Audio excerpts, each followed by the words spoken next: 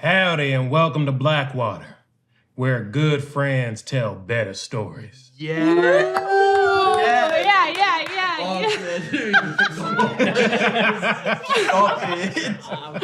It's perfect. I'm gonna lose my mind all night. Welcome to the Weird West, everyone. We are thrilled to be bringing you this amazing game. I am gonna lose it every time. Sean is just staring dead down. Right down the barrel. Right down the barrel. We are in partnership tonight with us here at Blackwater and the amazingly talented folks at QuestlineDnD as a charity benefit for Wave Up as part of their Streaming for Survivors campaign. This year's goal is to raise $110,000 to fund therapy and crisis line services for survivors of sexualized violence, and we are super stoked to bring you this amazing game tonight. I know I'm excited to return to the town of Clementine where this is happening. I don't know what. I'm very excited. We are super stoked to be doing this tonight. A donation of $35 that is donated as part of this campaign funds 1 hour of crisis support services on WAVA's toll-free line, which is 24/7 and also worldwide. So that's pretty amazing for folks who need support in a very, very difficult time in their lives. We are going to be striving to raise $750 tonight, which is very exciting. And your donations will affect the game. So for my sweet players and for the new and not so new faces at this table, for every $25 that comes in, we are going to roll a d6 and have one of you draw from the deck of many fates to have boons or banes affect your rolls. For every $250, we will experience an eldritch occurrence. I fucking can. I just I have to sit next to I know. For every $250, it is an eldritch occurrence, and for every $1,000 that are donated, there will be a major town event that is happening tonight. So thank you so much. You can type !charity to find the link to the Tiltify campaign, and the amazingly talented Sam Carganelli is going to be keeping me updated on all of these things via text messages. Sam, I love you. And so that I can make sure that this happens to my wonderful players in the game. So before I jump into some very quick announcements, because I just want to yee some haws with my friends, we are going to meet our guests. You know these beautiful babies over here, and I am so happy to be playing with them tonight. Welcome back to the 3 players from the original Weird West series. Yeehaw. But you wonderful people, welcome to the Blackwater channel and at the table for the first time. This is very exciting. Cheyenne, go ahead. Tell everyone who you are and what you do. Hey, I'm Cheyenne Rouleau. I'm playing Enda Ingram tonight. She's a pretty badass lady.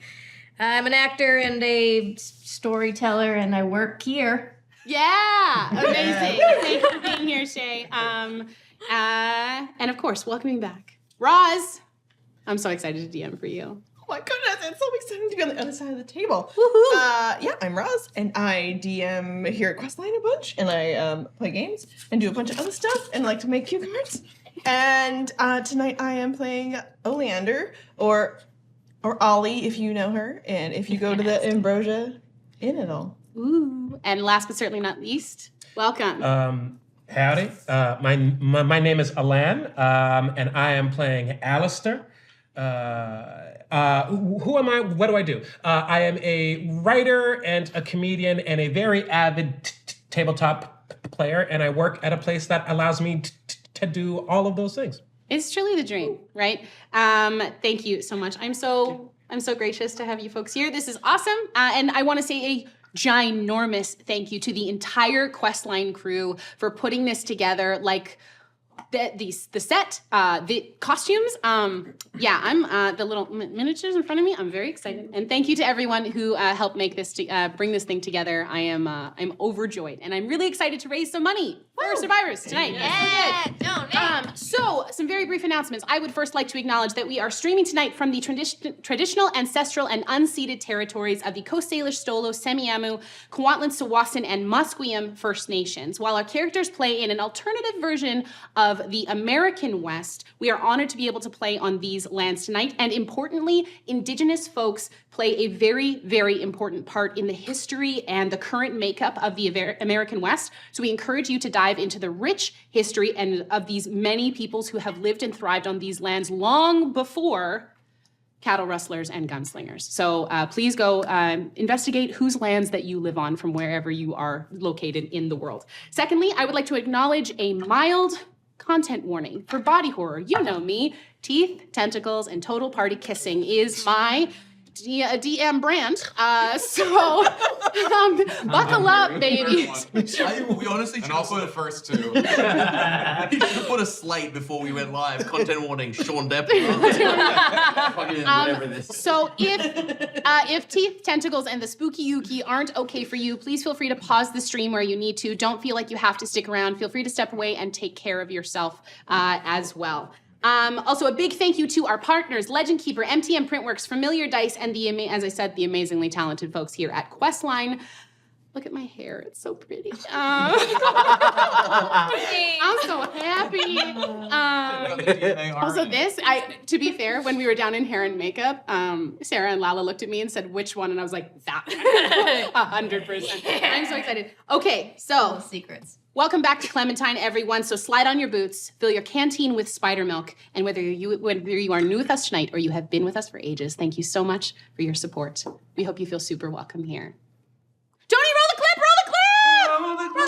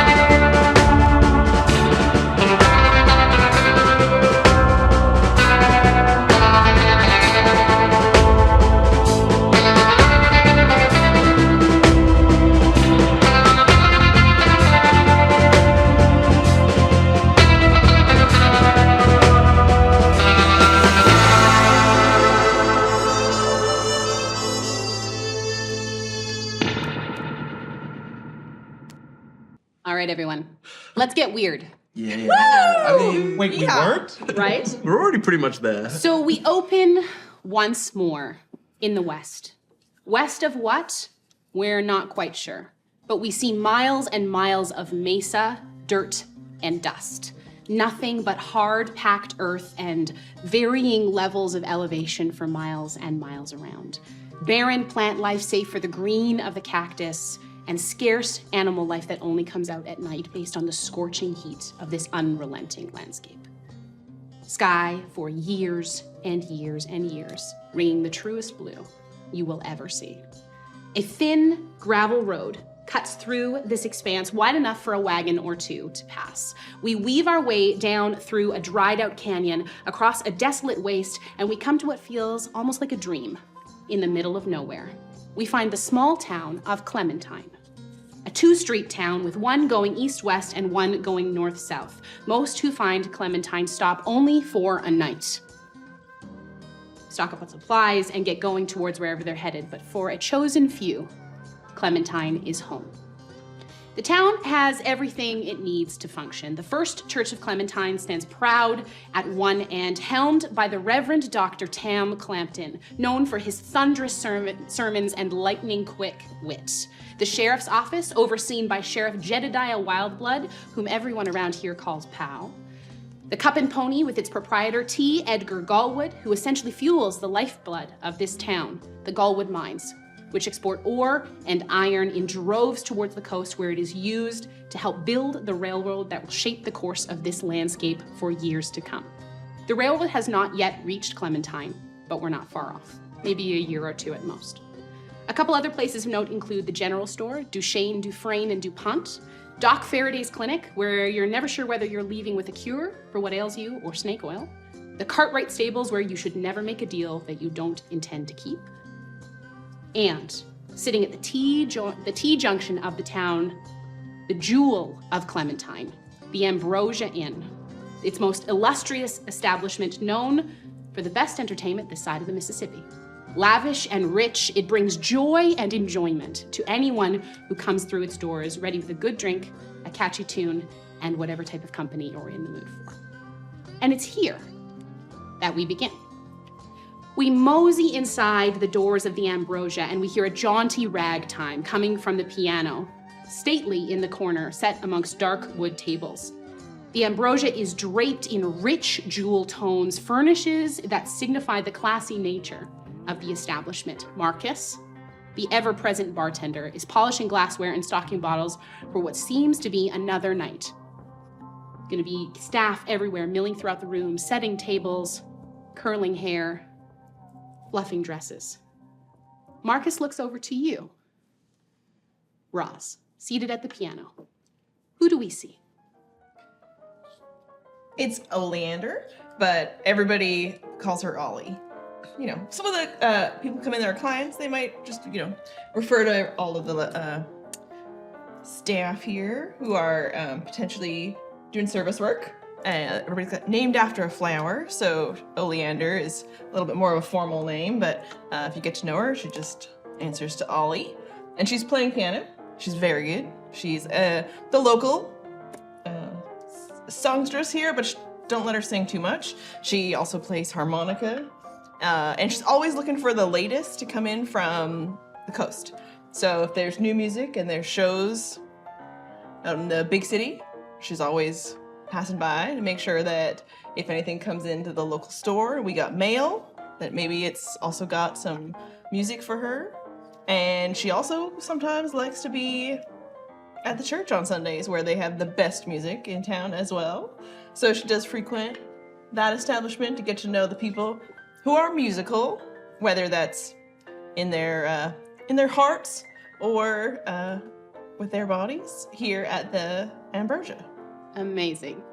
So as you finish your tune for the afternoon, warming up for what you're hoping is a very busy evening at the Ambrosia, a stunning older woman walks towards you, gray hair piled on top of her head in the latest fashion from the biggest cities, and how she would know that, you have no idea. Her cheekbones would rival any marble statue, and she has an ageless grace to her and this coy smile that always seems to be present across her face. It's as if she floats, the way her yellow and black dress sways across the room as she glides towards you. This is the Madam Irene Zanziva. Ollie, my dear, you get more talented each and every day.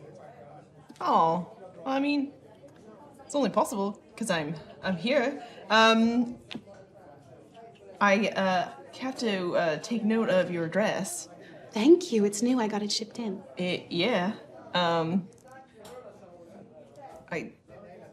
guess the the dress that was new last week is maybe available for a couple of us to try on later.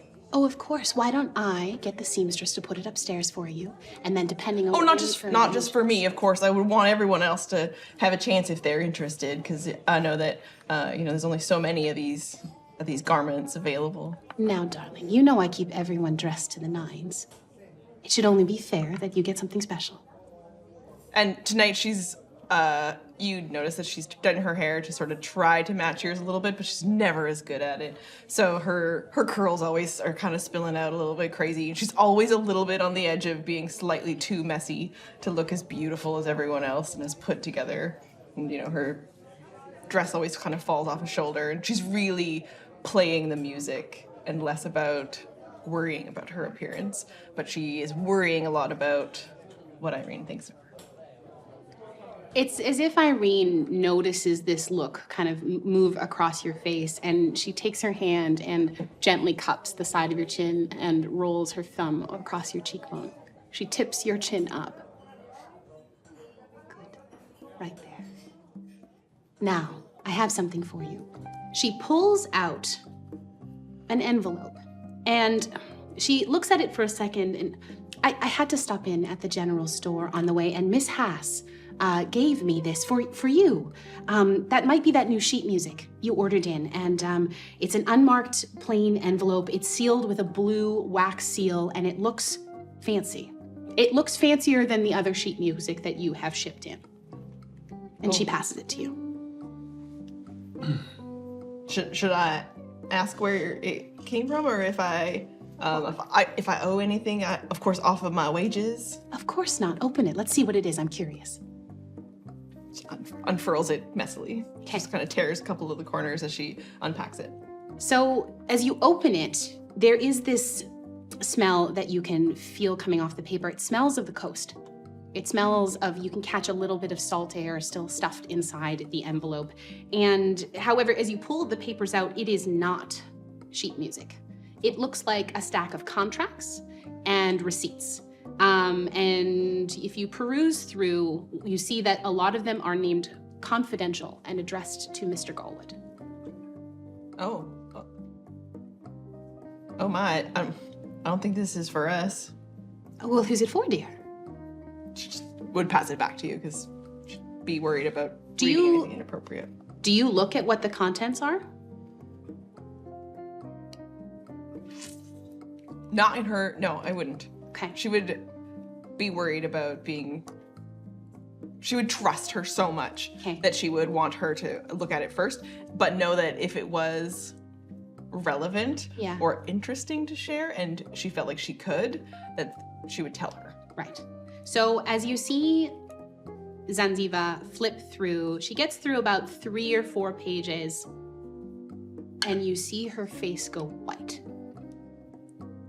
You have never seen this look come across her face before. It is pale. It is as like the air has been sucked out of her.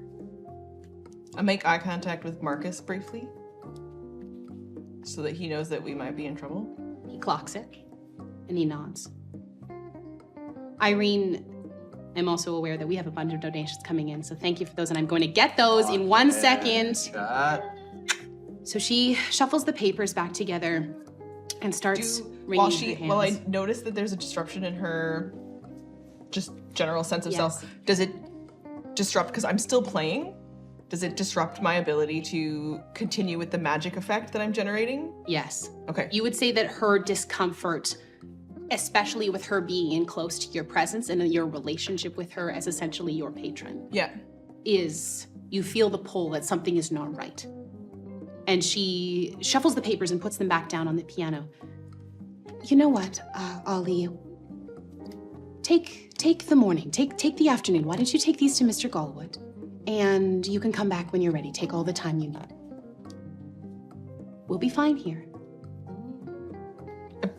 Feels really strange for her, but she, the disruption of the magic and the effect and the touch of the keys, she's kind of afraid to touch them again. So she absolutely takes this opportunity to go on an errand for her. Okay, so you take the papers and you head off towards the couple. Can I get you anything else while I'm out? Like, do you want something? I can visit any of the shops for you. I am 100% fine. I'm sure some people will bring in gifts for me this evening anyway. Okay, you take care. Okay, I'm gonna try that dress on later. Of course, it'll be upstairs waiting for you. So she shuffles you off the door. And before we go any further, I'm gonna need you to put a D10 in front of you and put it to the counter 0. Ooh. Just don't have to be this way. So This is one shot. We gotta get them teeth. we are up to what I think is about $200. Whoa! So what we are gonna do is we are gonna have each of you draw from the deck of many fates, and I'm gonna read them off for you. Fuck yeah, bud. Oh, but. Yeah, get that What one. do you got? That's a hot one. Here, pass them around. Yeah. What do you got there, Tim? Don't look. No, look. What do you got? Look. Don't pick that one. Adam, look. This one feels good. Ooh, that is a good That's one. what I Tim, what do you wanted got? you to think. I got the Queen of Spades. Oh boy. feel like That's the hot queen. That's it. It's one hot queen. All right, so the Queen of I think so. Spades Hottest queen. is the Uriel, and that is disadvantage on your next 2 rolls. Sick. I'm sorry about that. Because she's so hot. Adam, So I got the King of Hearts. you sure did. King of Hearts is double your skill proficiency in 1 skill for the rest of the eve. fuck yeah, Whatever, It's like not King of Diamond. King of Diamonds, you have got the 1 auto success of your choosing, but don't be game breaking about it. Huh, no problem. Thank you, thank you, thank you. What do you got? I got the Ace of Spades. Good cards. They wrote a song about that. Can you roll me 1d4, please? Oh boy. You want me to roll? Mm-hmm. All right. Roller coaster. Actually, I'll You roll get- black one. Expertise. One. Pick someone at the table and give them a d20.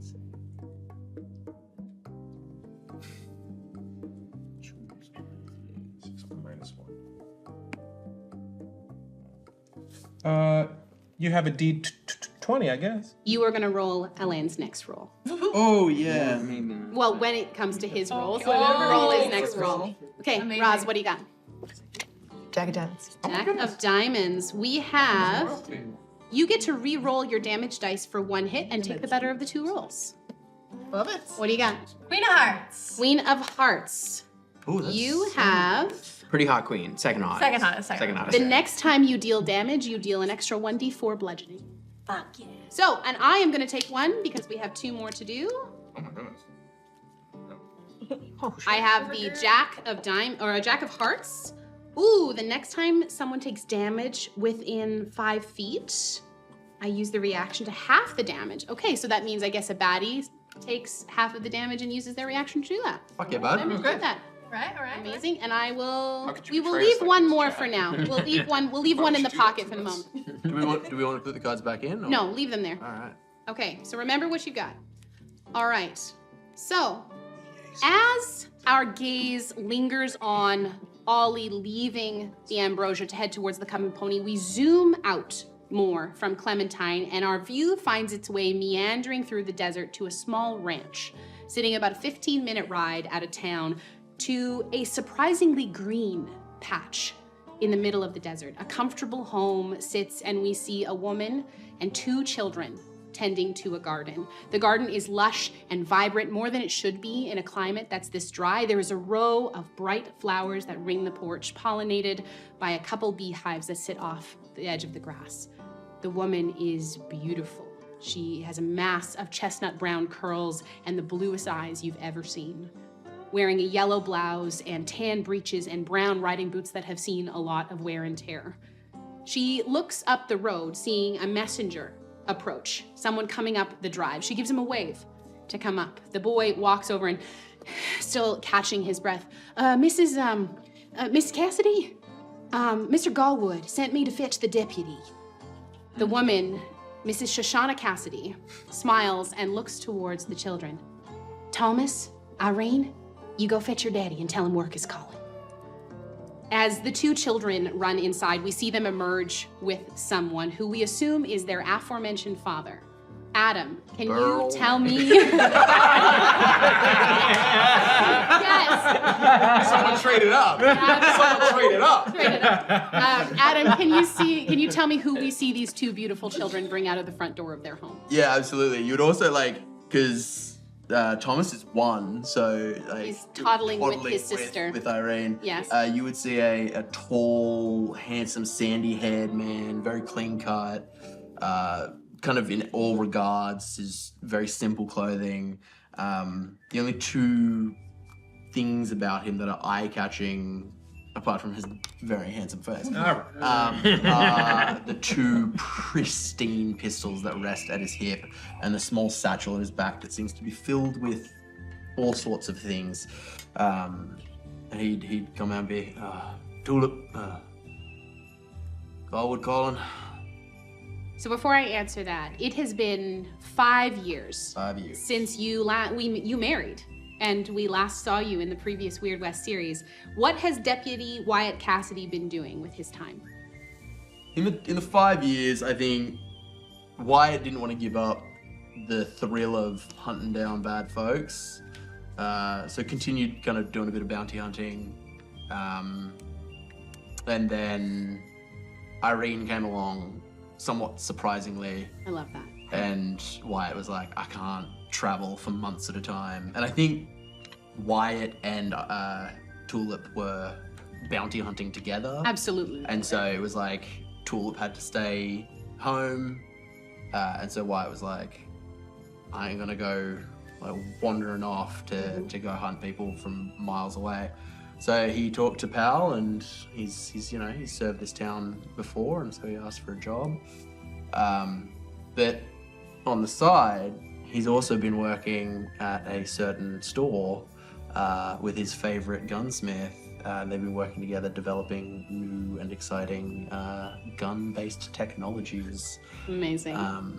As he's refined his work over the years. So he's made as the farm can say, he's made a pretty penny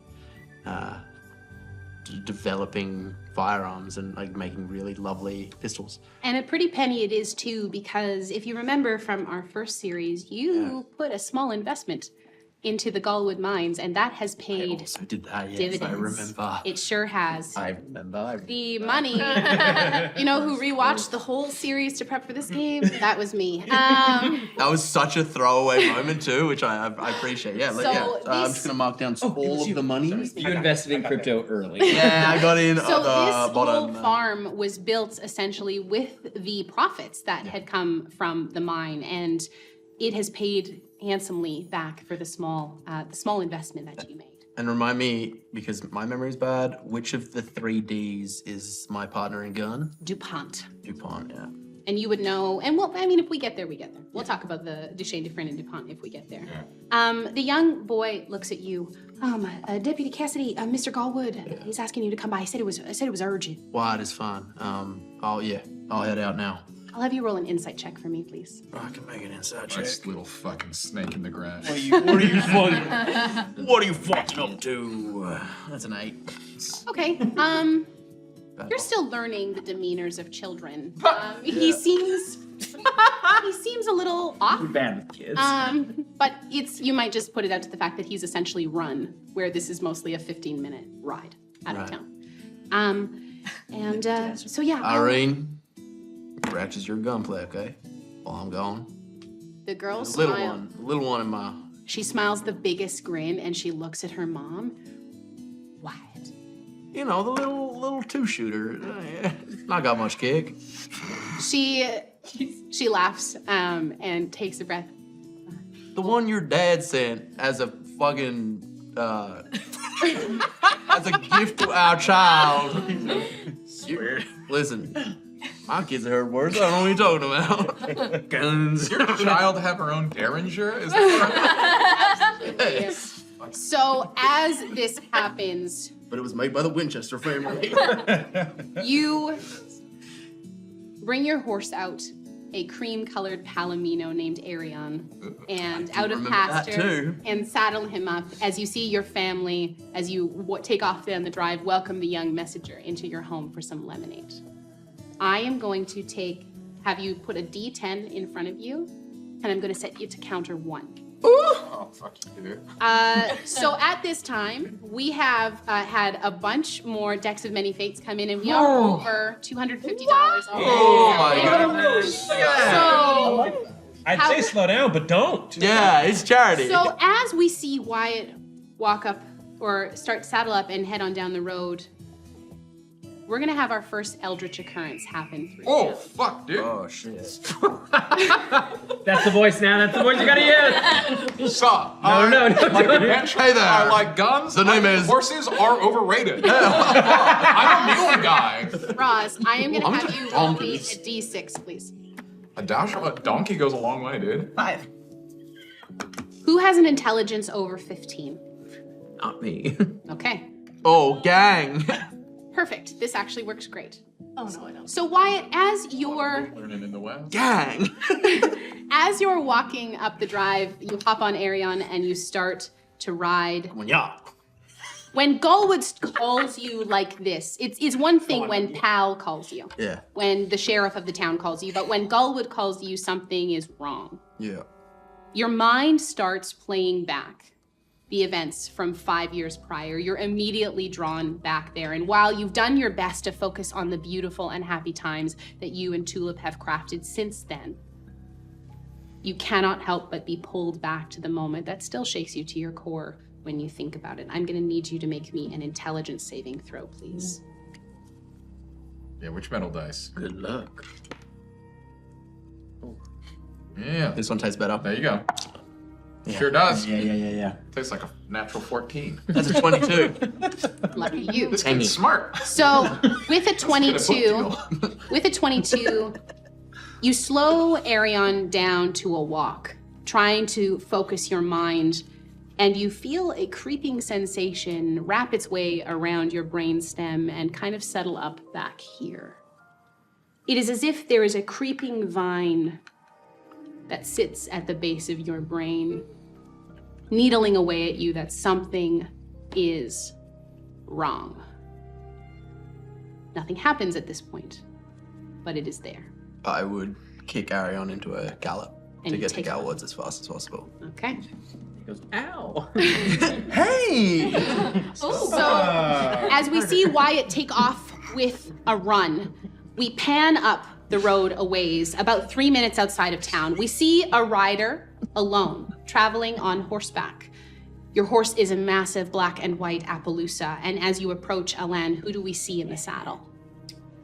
Well, you see Allister Roy. He's a former lawman, marshal down here in the south, and now he kind of fights for other things now. Amazing. What is your horse's name? Only because it's the first name that popped into my head, Epona. Yeah. We love the classics. So, as you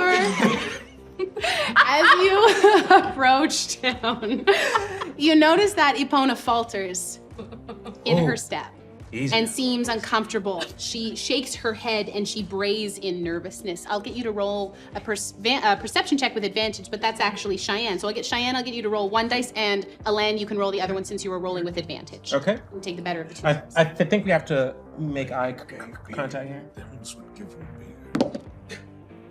12. 17. Okay, That's so a fun way to do it. I would say that's a good number. Plus, sorry, that is Perception. Perception? yes. So that is a very dusty 20. I love it. As your hand almost instinctually goes to your hip, quick with your pistol, your gun is vibrating. It is small, but it is palpable.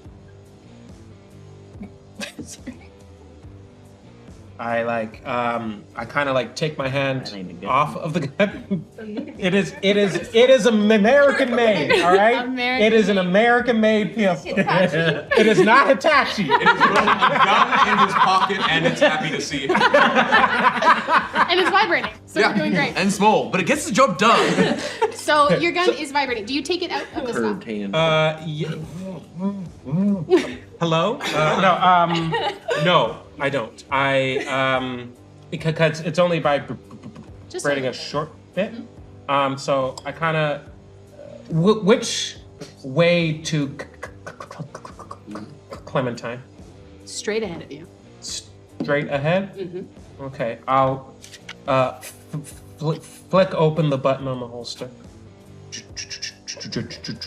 draw it, and just kind of point straight ahead.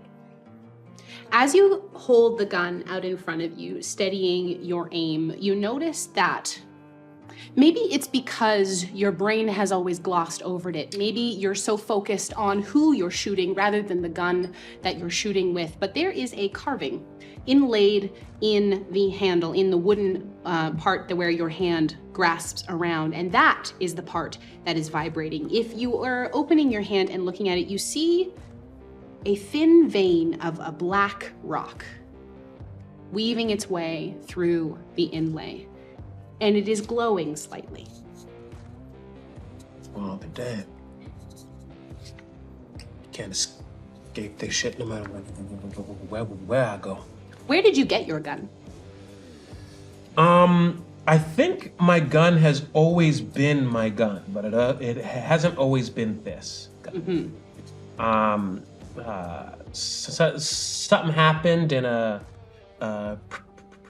previous portion of my life that really altered course of things, and ever since then I've seen things a little differently. Things have changed around me, or maybe I'm just seeing and shit that's always been there that I couldn't see in the past. But yeah.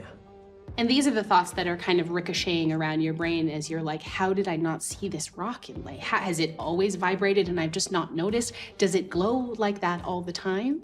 You reholster your gun, and Alain, I'm gonna get you to put a counter in front of you of a D10 and place it to 1. And as you reholster your pistol, Allister, we leave you there for a moment, and we travel up to the edge of town. Outside of Duchesne, Dufresne, and DuPont, the general store, we hear the sound of a horse-drawn wagon rolling down the street, its driver hitching outside the general store, and we see a figure step out, seeing Clementine for the very first time after a long journey. Sean, could you please describe who you are and who you are playing tonight? What this is. Oh, the burgles.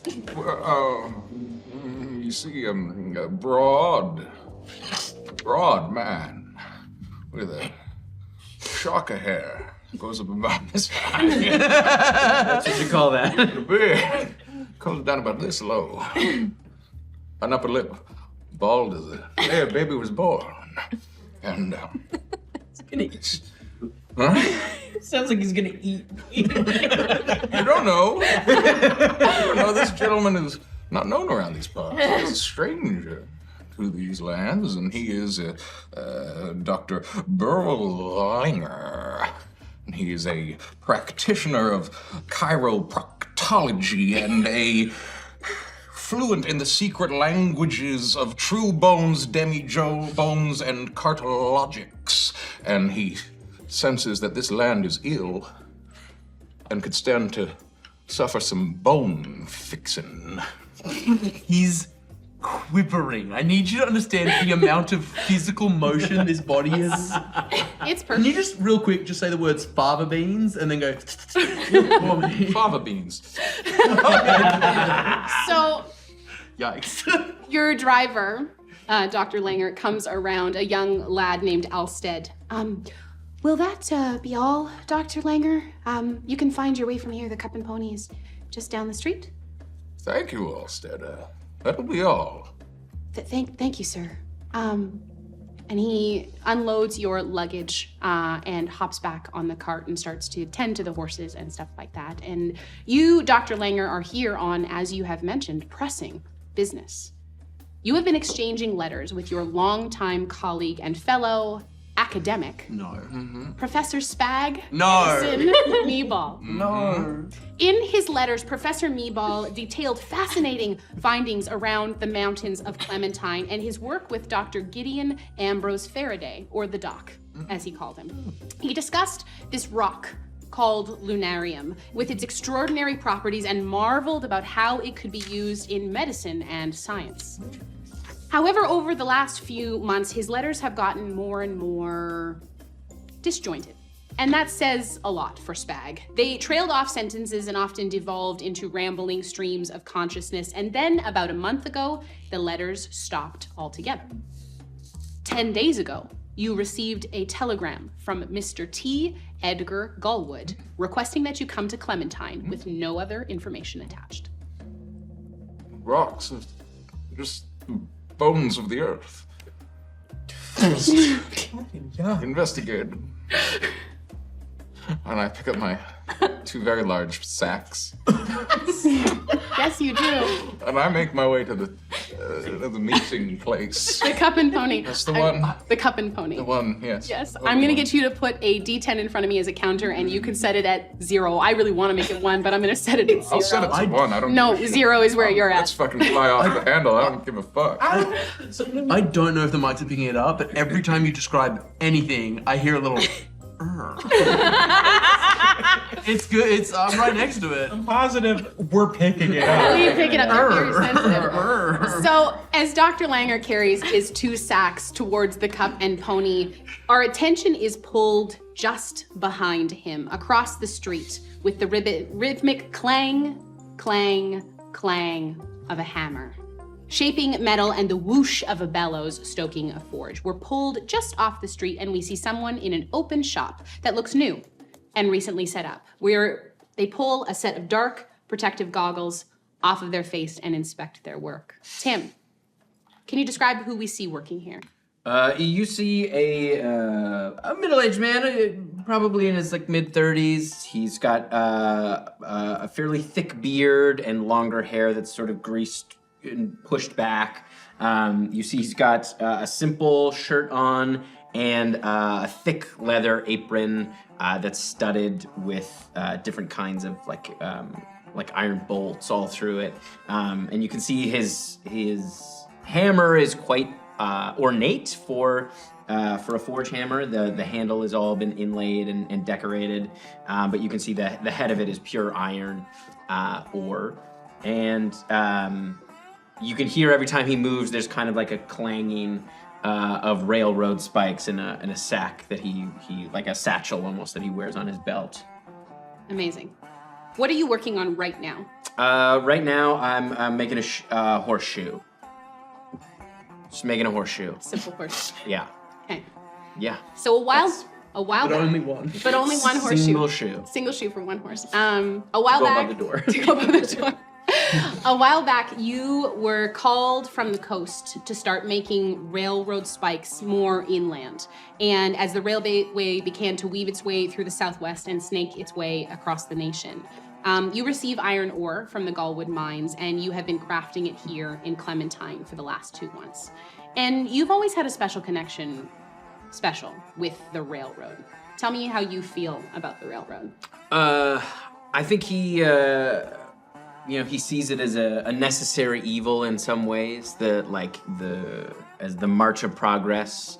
But he's worked kind of ahead of the railroad for a while, and he's worked near it, and he's seen a lot of folks be hurt, and the greed that comes along with it as new places get opened up, and especially the drive for coal and things like that to drive the trains.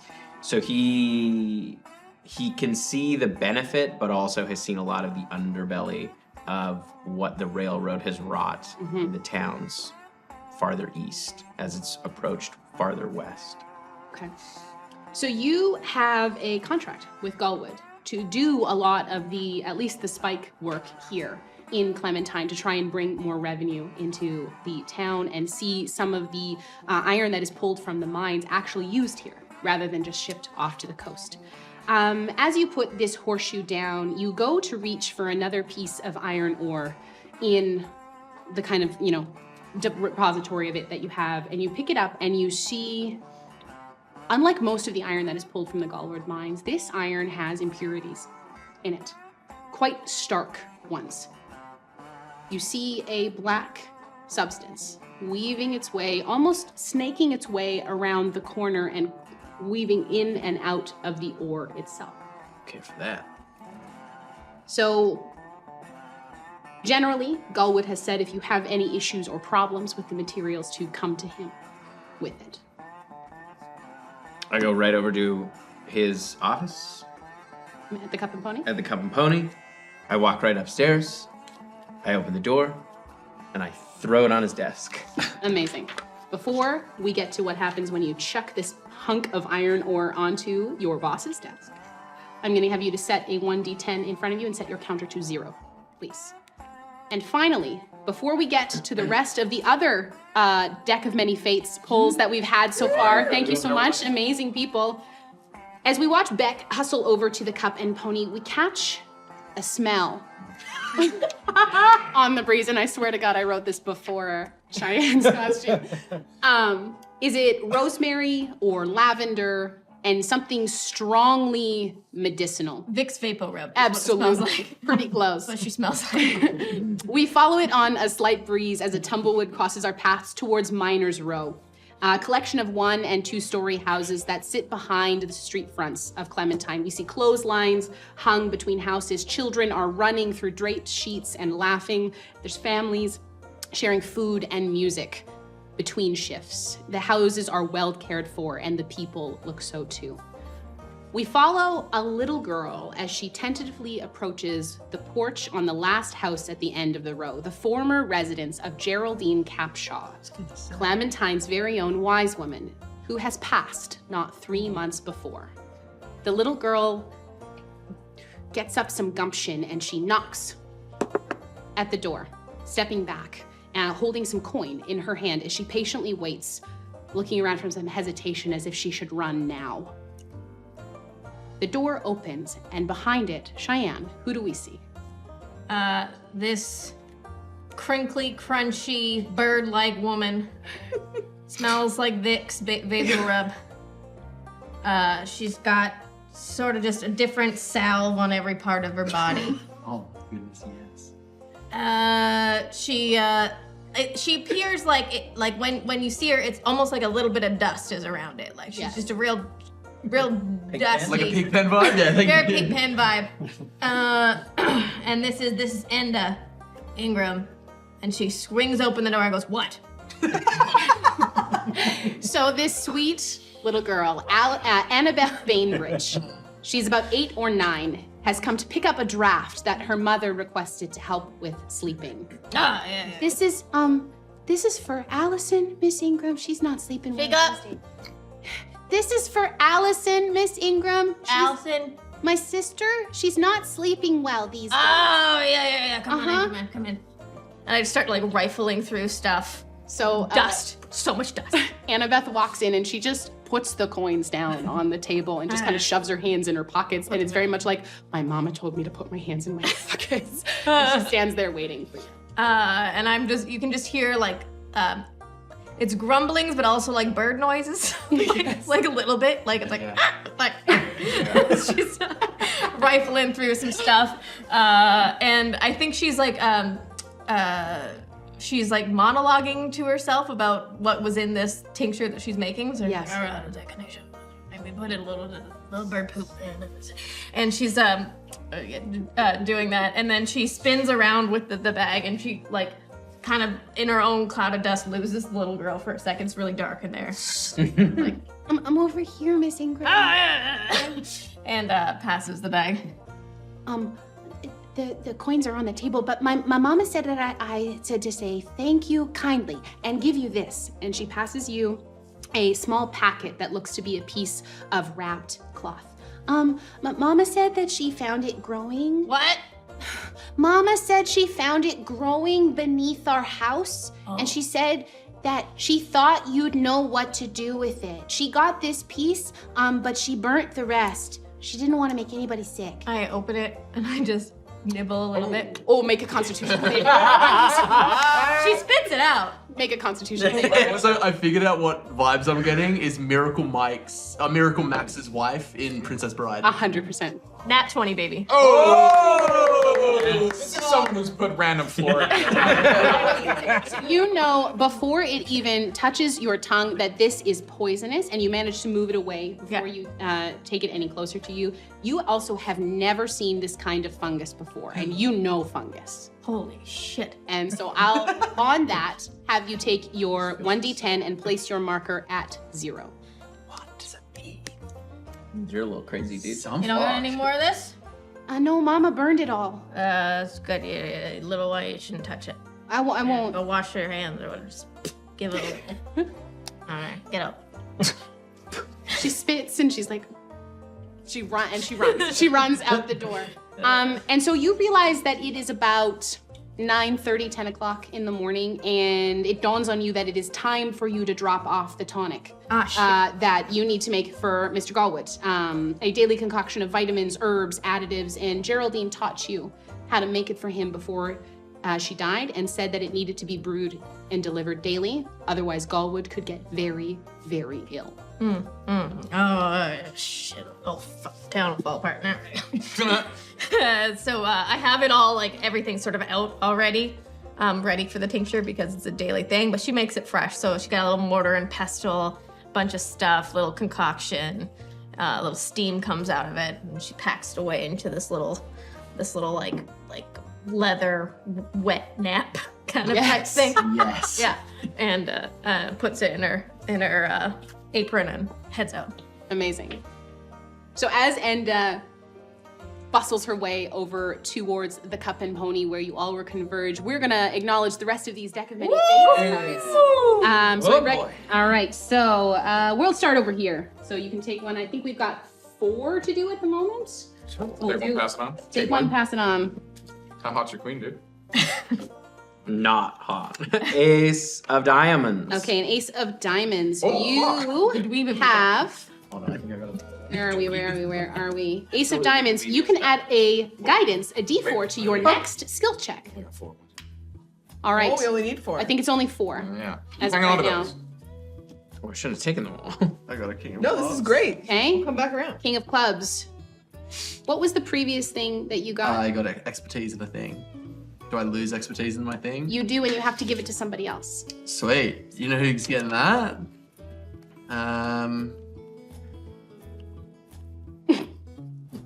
No, you gotta tell us. You gotta tell Yeah. See, here's the thing. I didn't either. I was hoping someone else would. I'm gonna give it to. I'm gonna say Edna. Enda. But it's Enda. Enda. My mouth won't make the word. Pass me the It's an Australian. Type of king of bird. clubs, and I'll pass it.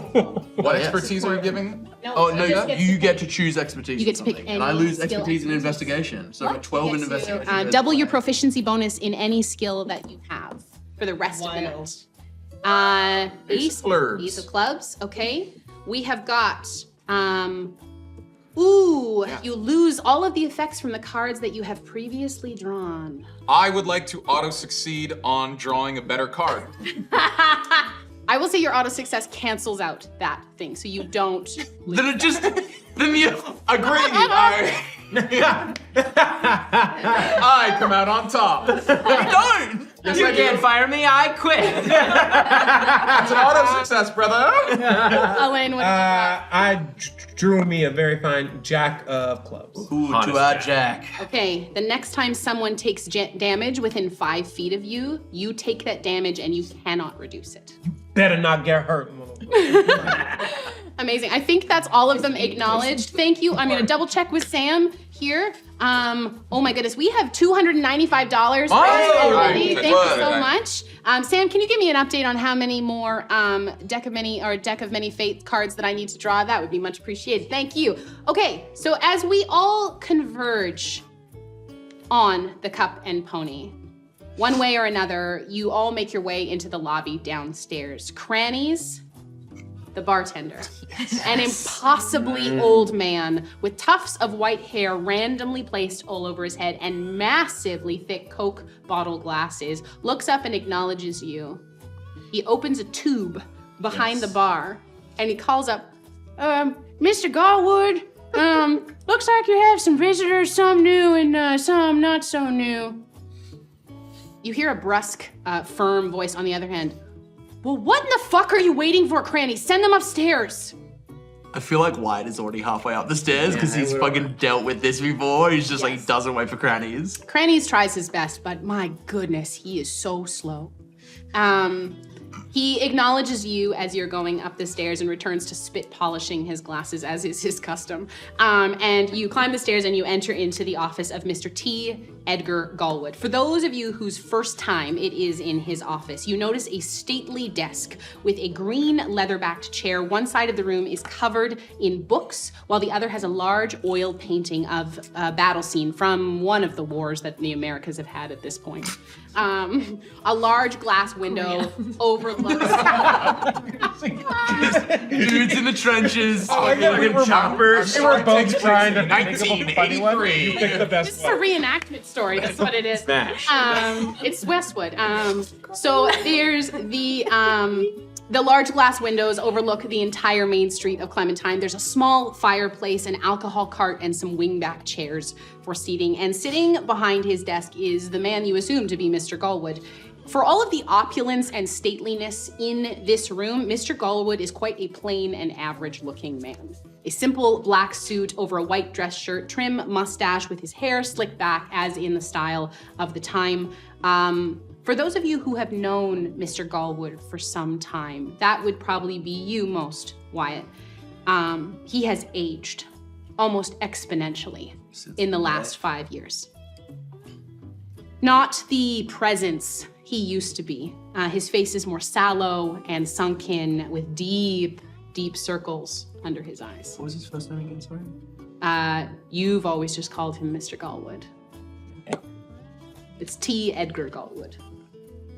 He sees his eyes shift to you, Enda, first. And Enda, time? Time. I just kind of barge on in. I go to his liquor thing, pick up a bottle of spirits, wash my hands with them, take out the wet nap, scoop it with 2 fingers, under the tongue.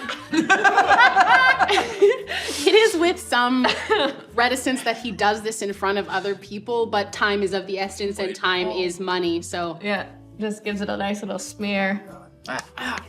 And he takes the bottle of very fine whiskey on his desk, pours himself many more than 2 fingers, and starts taking a sip at 9:30 in the morning. Thank you. I will arrive last because I would have been playing Cranny's his favorite tune downstairs. Absolutely. And I just come upstairs with my harmonica kind of still going as I take a step inside and just that's the scene I'll walk in. Yeah. So I'm like, I just freeze. As you walk in the room, he stands up. Miss Oleander, it's wonderful to see you here. Nice to see you again, sir.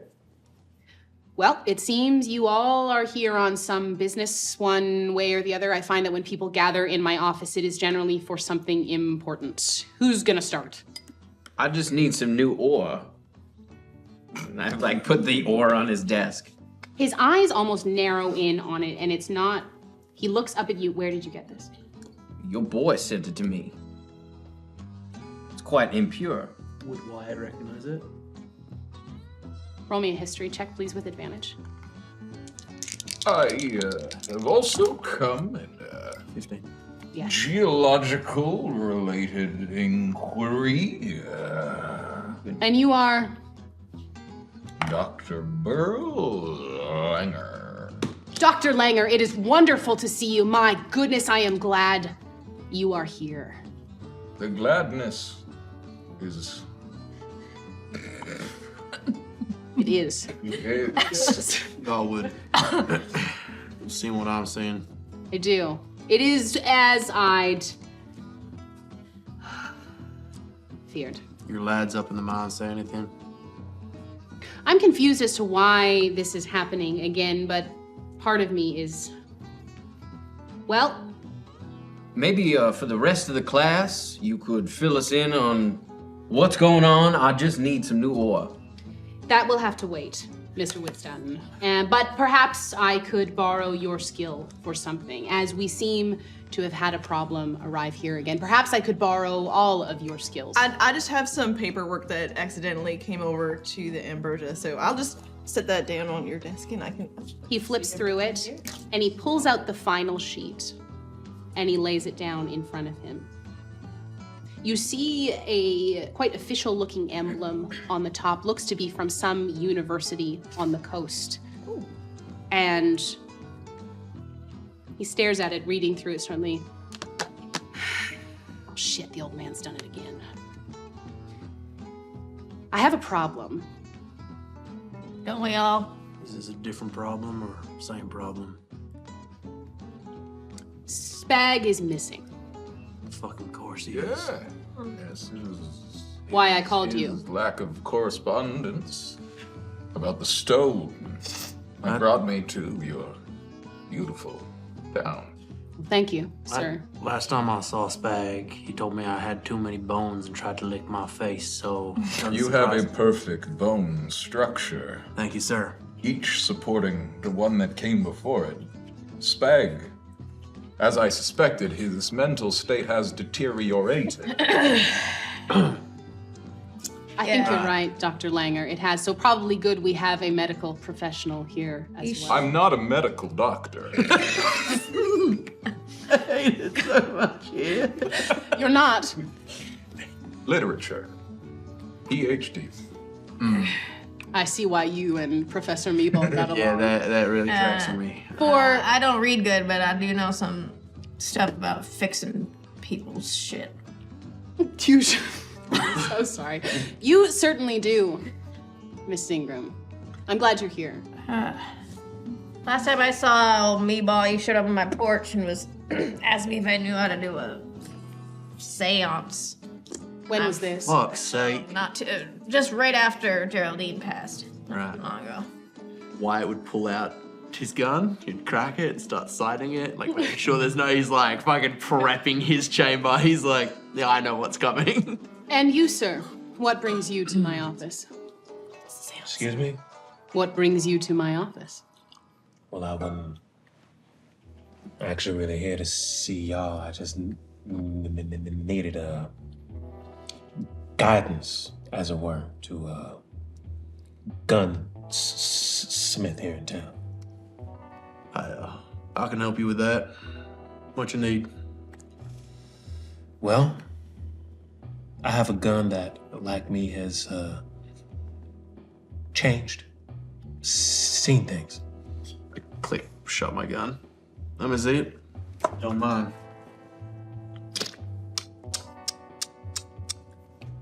I like your style. I appreciate You dropped these. Thank you. Wyatt, as you look over the handle, you see it is puzzle pieces sitting together. You hear Gallwood talk about the old man doing it again with a scientific report in front of him. You hear that Spag has been requesting a seance, gone missing, rock in iron ore, and as you look in the handle of Allister's gun, you see the same rock. You see Lunarium. Fucking again. Fucking again. Sorry, is someone fucking again? Mr. Honestly, Widstatten, in what a you way, do in a on way, your time. Well, no, in a way of speaking, We play our cards you right. ain't wrong. I think I better head to the Ambrosia. Mr. the Professor has gone missing. He hasn't been seen for 3 weeks. I thought he had gone off on another excursion and wander into the wilderness as he was wont to do, but this time it is different. Doc Faraday came to see me 3 days ago, and something was clearly wrong. He looked ill, sunken, and gaunt. He was mumbling. I asked him to come back the next day. I went over to his house and knocked. Nothing. I don't know what kind of work Spag and Faraday were doing, but I think it has something to do with this rock. This rock was pulled out of my mines 5 years ago, and it had caused one of the biggest calamities this town has ever seen. It ain't no rock. It sure isn't. Where'd you get this gun, friend? That's always been my gun. It just wasn't always. Didn't always look like that. This has happened recently? Yeah. Now this question, I hand it back to you. Thank you. This question is gonna sound mighty strange, but your gun ever talk to you? No. But it does. In the matter of speaking, it shakes. Shakes. Yeah. Rattles around anytime something bad's about to happen. I can't hear any of it. Now I know that sound like hogwash, but I mean every word. In fact, it. Tell you what, friend, you can tell me just about anything, I'm gonna believe it. We're doing this again. I think so. I am particularly worried because Spag asked to see my vault a couple weeks ago. I was reticent to let him down there, but I did so supervised. Sorry, she just has some trouble hearing, so I'm just trying to whisper to her what everyone's talking about. I understand. We searched his pockets on the way up, and we didn't find that he took any of the Lunarium, so we let him leave. This was about a month and a half ago. We excavated the collapsed mine to make sure that everything was gone, and it was. The pool that you spoke of was dried up, gone, nothing left in it. And the mines have otherwise been profitable, so I've just assumed that whatever that thing was. We gotta get them boys out of that mine now. Hold on. What thing? You're being very parse with your words here. When you said earlier, your words might seem like hogwash. It's hard to describe what happened 5 years ago. Yeah, some of us weren't around, no idea what's going on. Yeah, honestly, fortune to you. I don't even know where to start, Gallwood. Well, they found this rock in my mines, a large piece of this black substance It was shipped away, never to be seen again, but it returned in what we think was the form of 2 people. This rock, this substance, Came back as people. It was in a rock. It was like, I shot them folks a couple times. They didn't drop. They were ooze. without bones. Yeah, they kept talking about losing your bones. Constantly, always lose your goddamn bones. Whisper in your mind. I'm sorry if this upsets you, Dr. Langer. The idea of losing one's bones. There's no greater gift from the Creator. Be at peace. I'd agree. I like this one. I would know them off by heart. Wyatt would know the words, be at peace, lose your bones, be one with the Shoth. Yeah, be at peace. You would see Beck reach into his apron and drop a bit of salt in front of him. Be one with the Shoth. This The Shoth. what? The Shoth. How that's spelled? I goddamn no idea. S-H-O-T-H. That's Oh. what we figure. That makes sense. When Spelled I like was it sounds. I was taken captive by the two beings that came back from this rock who had posed as our deputies. And they attempted to get me to sign over my mine. But thanks to the quick wit and draw of Wyatt and some of his compatriots, Spag included, that was averted, and Clementine was saved. I have gone on and tried to pay my dividends back to the people that saved me and this town, hoping that this Shoth would be gone, but it seems that it cannot stay away. I took all of the lunarium that we could find in this and I put it in my vault. You see him getting visibly angry. Told you to take that to the coast and dump it in the ocean. I couldn't just leave it out there in the world, Wyatt. I think this has anything to do with the deterioration of your health there. If it even is you, Mr. Gallwood. Yeah, how do your bones feel? I'm gonna reach out and hold his arm, squeeze his Bones arm. are As impeccable. Wyatt has done multiple times to multiple people. Yes. The bone test. Gallwood Yeah. cracks his knuckles. His soft He's good. bones and outer layer is deteriorating, but his core bones are strong. Well, no, he passed the knuckle test. We have this knuckle test. We had a knuckle test. We weren't sure about you. You got up, and then we know you're good. I got the wasn't bones. sure what business the professor and the doctor were looking into, but I assumed it was to pursue academic knowledge or their interest of whatever it was at the time. I didn't ask questions. Well, I mean, you were his friend. Yes. What drove the man? The hedonism of the occult, of course. Yeah, what was his fucking cult that he was in? Oh, The pleasure of the body temple. Hedonist fleshquake. Yeah, it was Adonis's flesh quake. that takes me was back. wondering why I was The here. bones. Make more sense. Perhaps this is fortuitous that you've all come to my office. I generally find that when I need people with this particular set of skills, they tend to arrive before me. Gallwood, Is that what you think? That's what I hope. I gotta see your vault. Your pockets will be searched on the way out. Do not take anything. I cannot afford to let more of this out than is there before. I would be comfortable if I did this on behalf of the sheriff's department as a deputy. Not any aspersions at you. I just can search my pockets after. I just want to go in there. I understand. A lawman then, yeah? Of sorts. I said yes to a job a couple years back. And you didn't look back, right? I mean, there were some things I missed about my old job, but no, it's been good. I got a reason to keep Clementine safe. And I'm just curious about what's in this vault. I got a little sticky finger or something like that. Well, I think what Wyatt is putting forward is he's like, I want to go into the vault like Alone? alone. Well, like not alone, but he's like, I don't want any of these other total strangers To the vault. to go into the vault with him. Yeah, we shall all go to the vault. You should at least see. If Should at least see. so, I think I should see his Can I local healer. give a warning? Speaking of Spag, our first expedition finding this stuff, Spag got a little close. He was a strange man to begin with, but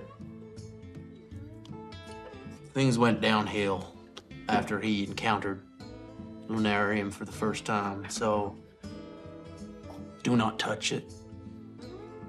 And What's it sound like when you? whatever you do, do not put it in your mouth.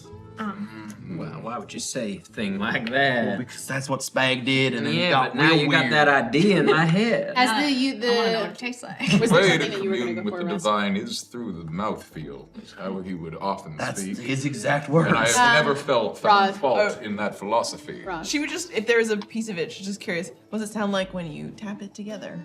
We did that, didn't we? You did, and there's a hum to it. Had a An audible hum. Had a resonance to it. I draw my gun and I just give it a tap. Tap it with this, and I pass him the faulty ore. As you clash it together.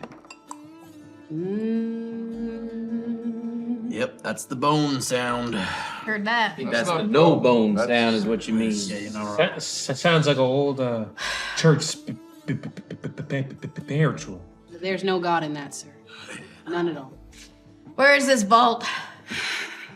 Now, if any of you try and steal from me, it will be the last thing you do, understood? I ain't no thief. Good. I'm a man of the law. And I respect that, sir. I'm happy you're here. You too should. Wyatt Cassidy, pleasure to make your acquaintance. Allister Roy. Indeed. Gallwood goes over to the giant oil painting that takes up half of the wall and swings it open. You see a door behind with a set of 6 or 7 locks. He takes out a ring of keys from inside his shirt that is around his neck. 1, 2, 3, 4, 5, 6. I would look to Alistar, and I would place my hands on the handles of my pistols. I just gently touch the hammer of mine. Is it vibrating at all? Yes. I pull out just a little salve I have in one of my pockets. That now you understand where the Vicks smell comes from. It's mostly this salve, and I just put a little dot on my forehead and under my nose. Before we head into the Gallwood vaults, we have 6 more Rock-a-doodle. decimate Stop it. Roz, also I want to say thank you. We are up to, I believe, like 400. Hi. Hey! Let me double check. This audience, though. And we've got, $400 so far. Oh, So thank you so much. So Appreciate everything here you we do. go. If everybody's getting ready, pulling out their stuff, I will be last again, but it'll just be like my harmonica. Yeah, I do Let's gesture. do like that two it wants- gunslingers, hands on guns, Salve. and then one. Oh, Pitch pipe. the harmony pitch pipe. Yeah. Squeak. So 1, 2. All right, let's start with you. 6. Roz, what do you got? I'm working on my flush, so I got my Queen of Diamonds. Queen of Diamonds. Oh, yeah. You have 3 advantages on any rolls of your choosing throughout the night. I would encourage you to write these down, what you have as well, because I'm going to need your cards back eventually. Okay. Mine got cancelled out, so Sure did. I think I got a bad one. Shay, what you got? I got a Jack Spades. A Oh, Jack of one-eyed Jack. Spades. Jack of Spades is... Oh, you get to steal one effect from someone else at the table. It's the second one you got. Sticky finger. You can steal one from anyone you want. Steal a card. Yeah, you can get to take one of You don't even know what I got. That's true. I don't know what you got. Oh, dude. You can also take one that's in effect right now. That's currently in effect. Tim, what you got? The 2 of spades. All right, you gain 1d6 temporary hit points, but you're going to also cancel out that guidance Bye. previous card that you have. Bye, fucker. If I take that from Tim, do I have to cancel anything out? The 2 of spades. Yeah. You would subtract 1d4 from your next skill check. Extra hit points. I can't remember what I got. What cards does everyone have active right now? You don't know. Yeah. I don't know. I want one without minuses. Queen of Diamonds was pretty sweet. Roll the dice. How many temporary hit points are? 1d6. Adam, what you got? King of Spades. Your next roll is an auto failure. Yep. Yeah, really. Steal that one. Bad luck with these cards so far. What you got? Diamond dogs. 2 of them. We have got. You challenge the person on your right to a quick round of rock, paper, scissors. Go ahead. Are we going on shoot? 1, 2, 3, shoot. Yeah. Yeah, Oh. fuck you, dude.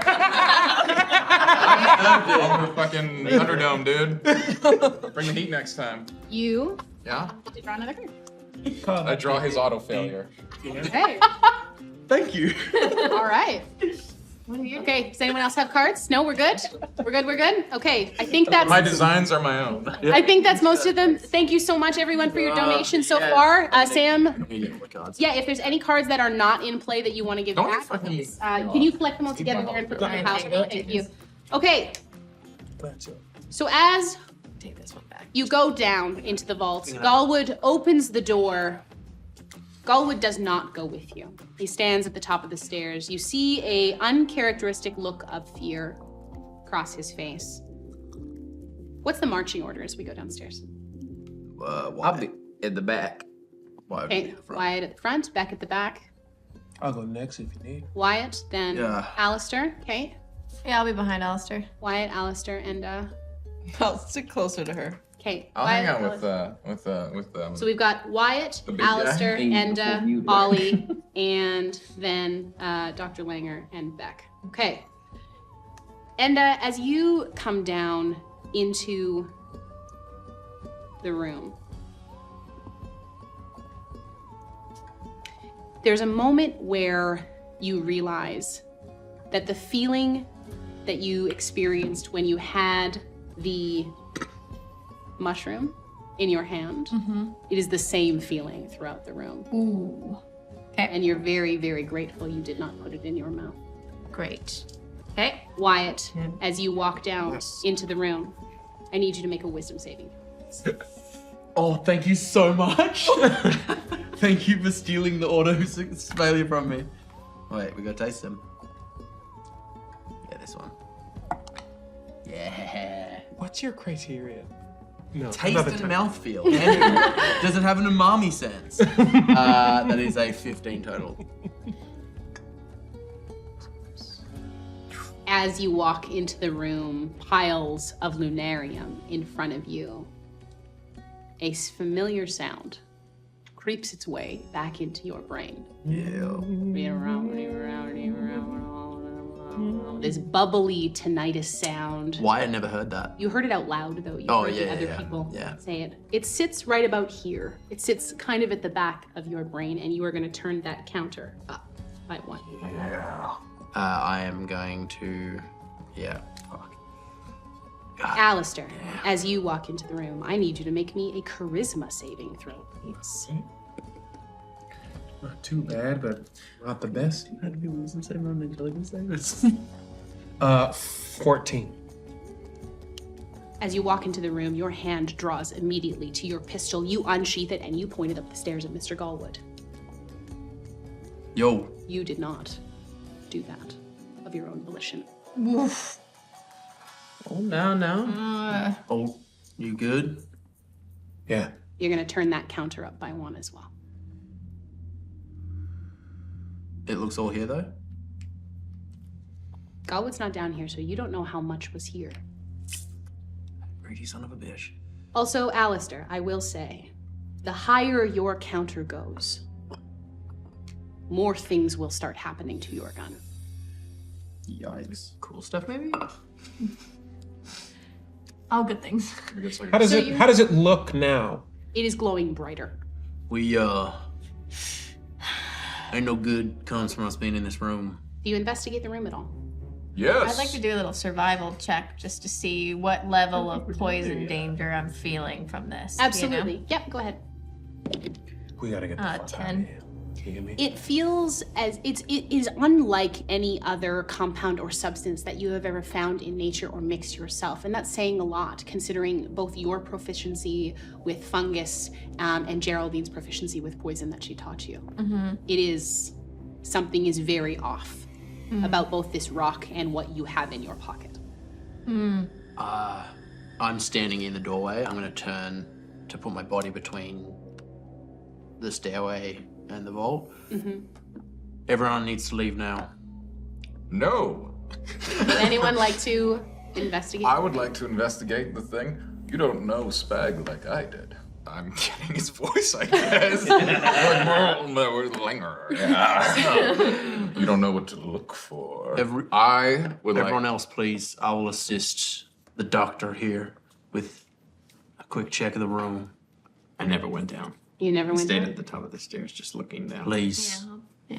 I've known Oh, Spag myself under your a nose. long Sorry time. about this one. So I know exactly Eyes what, wide. what to look for. I know what he likes. This is bread and butter for You me. can roll that. I don't.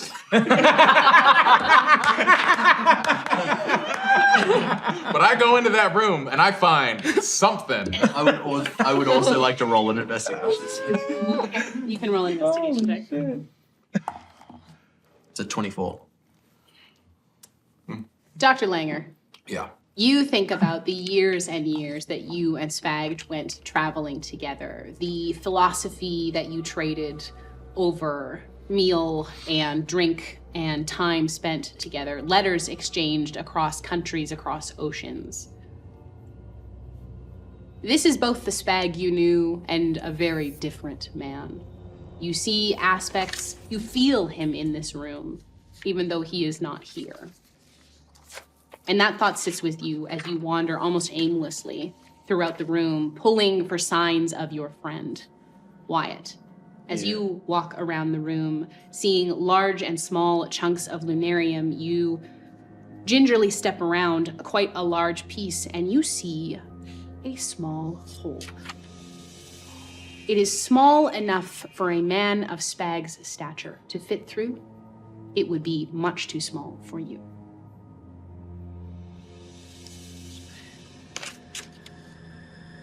Make an insight check on Mr. Gallwood. Did he go down? He did not. He saw the gun being pointed. I'd like No. to keep my eyes on him. What are you looking for? What was his reaction when they went down there? You can roll me an insight check.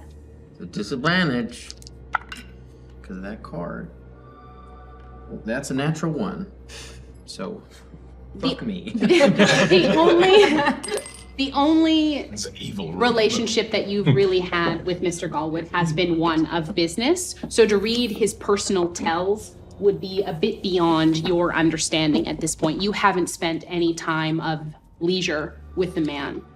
You've seen him frustrated. You've seen him disappointed over business deals or contracts. This is neither of those emotions. Gallwood, Yes, Mr. Cassidy. we went down, right? Yeah, and he's standing at the top of the stairs with Beck. We under anything important? Under? No. Great.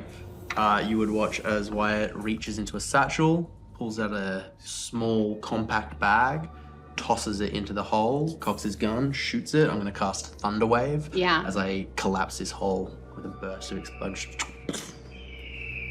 Thank you very much, Dylan. So good. Thank you to Murdoch in the booth. So Spag hole. we have the tunnel collapse onto itself, and you see that there is no movement at all from the lunarium around. It stays incredibly still in the room. It is almost as if the sound is dampened down here. You start hearing a weird echo of your heartbeat in your ears, and that burbling is palpable. All right, everyone out. Now. Are you gonna keep going down there? No, we're leaving. That's a good call. Spag hole has been closed up.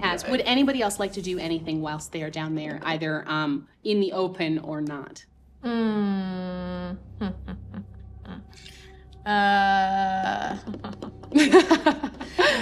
So this rubble that's created, you said the lunarium didn't move at all. Did not move.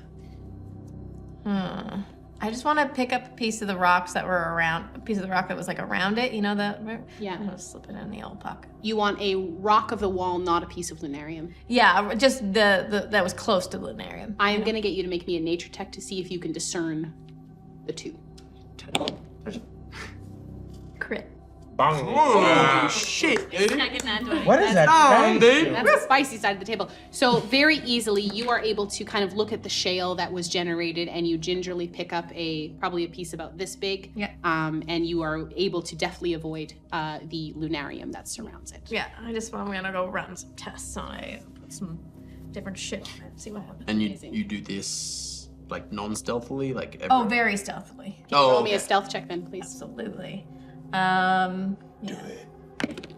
That would be a 21. Absolutely. What is your passive? Nah, that beats my passive. Okay. 21. Like an old person stealing from the grocery store. Amazing. He didn't see nothing. Nothing. This cabbage is mine. I walked in here with it. Is there I've always anything had else this. Anybody would like to do down there? Ollie? I'm just gonna start. It's kind of creepy, so she's just gonna play a little bit on the harmonica. Classic bard. Roll me a Too performance check. intense. It's too intense. Yep. I'm a little nervous. Just a little sneeze into the harmonica. But it's a 16. With a 16, you start to play a very familiar tune to you, and that hum that you heard picks up and begins to play along with you quietly. Cool. And then it outpaces you, playing the song ahead of you by 2 or 3 bars. Ollie, not Yeah? here. Not here. Let us get outside. All right. Okay. I mean, if I play a little bit more, you guys could get temporary hit points, but I get it. She just packs it away. I get it. You don't want my gifts. We need to leave this place as soon as possible. You walk back upstairs. Gallwood kind of stands expectantly. Well, Spag got in. shit. What'd you expect? Spag. Well, I'd hoped for different. No, he burrowed through the ground like the little rat that he is. I must Probably say. slimed right through that hole. He's always been a proficient digger. Was he also made of slam? When I last touched his arm, his bones started feeling quite soft, right? How long ago would you say you touched Professor Spag? Well, no, I'm saying like like during the last like series. Yes. Spag had progressed to the point where when It's getting a little soft. Wyatt grabbed his arm felt too soft. It I remember did that. at the end. Yeah, his Yeah. if we were on a scale of the counters in front of you, that lovely gentleman was up to about a 4. Oh, that's so early. Oh no! Why? I haven't noticed anything around town being unusually soft in my experience. All right. Keep that thought in my head. It would be something to be worried about, right? That's true. Indeed. I sealed, Bone's a bone. I Bone sealed is his. not a bone. Sorry, what? A bone is not just a bone. A bone contains multitude. I'm so scared. These oozes, the shots, if they are the anti-bone, this is perhaps the greatest threat that this fine nation of ours has ever faced. Men everywhere should quake in their boots. Yeah. And They everyone should- else too. Everyone enjoys. I'm just saying. Mm-hmm. Everyone enjoys a good bone. Many of us enjoy hundreds of them. If we should be so lucky. I once hunted down a band of brigands that called themselves the Bone Thugs. It's a hard time. How many bones did they have? I heard of them. But I have to recall, but I remember Collectively, don't average it out. I want a total sum. there was about 4 or 5 bones, but then they teamed up with another gang called the Harmony. Bone Thugs and Harmony. Right. Are they still in operation? I saw to that You they. took care. That was you? Yeah. Impressive. As you're having this conversation in the Gallwood, office. I sealed that tunnel. Thank you, Mr. Cassidy. And like I said, 5 years ago, get rid of that damn shit. Ain't no good gonna come from that fucking ooze. I gotta go get word to my wife that I'll be gone for a bit. You got a runner here? I'll send one to the ranch. All due respect, I prefer to talk to the boy myself. I'll have one meet you out front. Thank For you. your information, if you are attempting to hunt down the professor to figure out what the fuck is going on here, he was staying with Doc Faraday. I went over to the doctors a couple days ago, and I have not heard from them. I did not want to barge into a man's home that seemed rude, but there was no answer. That little badger hole I'll had do it. an opening somewhere else. Sorry, what? I'll do it. I don't care. Yes. It is a time for barging. I'll barge. All right. You must barge boldly All right. into the unknown. So as you go to Nice barge name. boldly into the unknown, you head out of the Cup and Pony.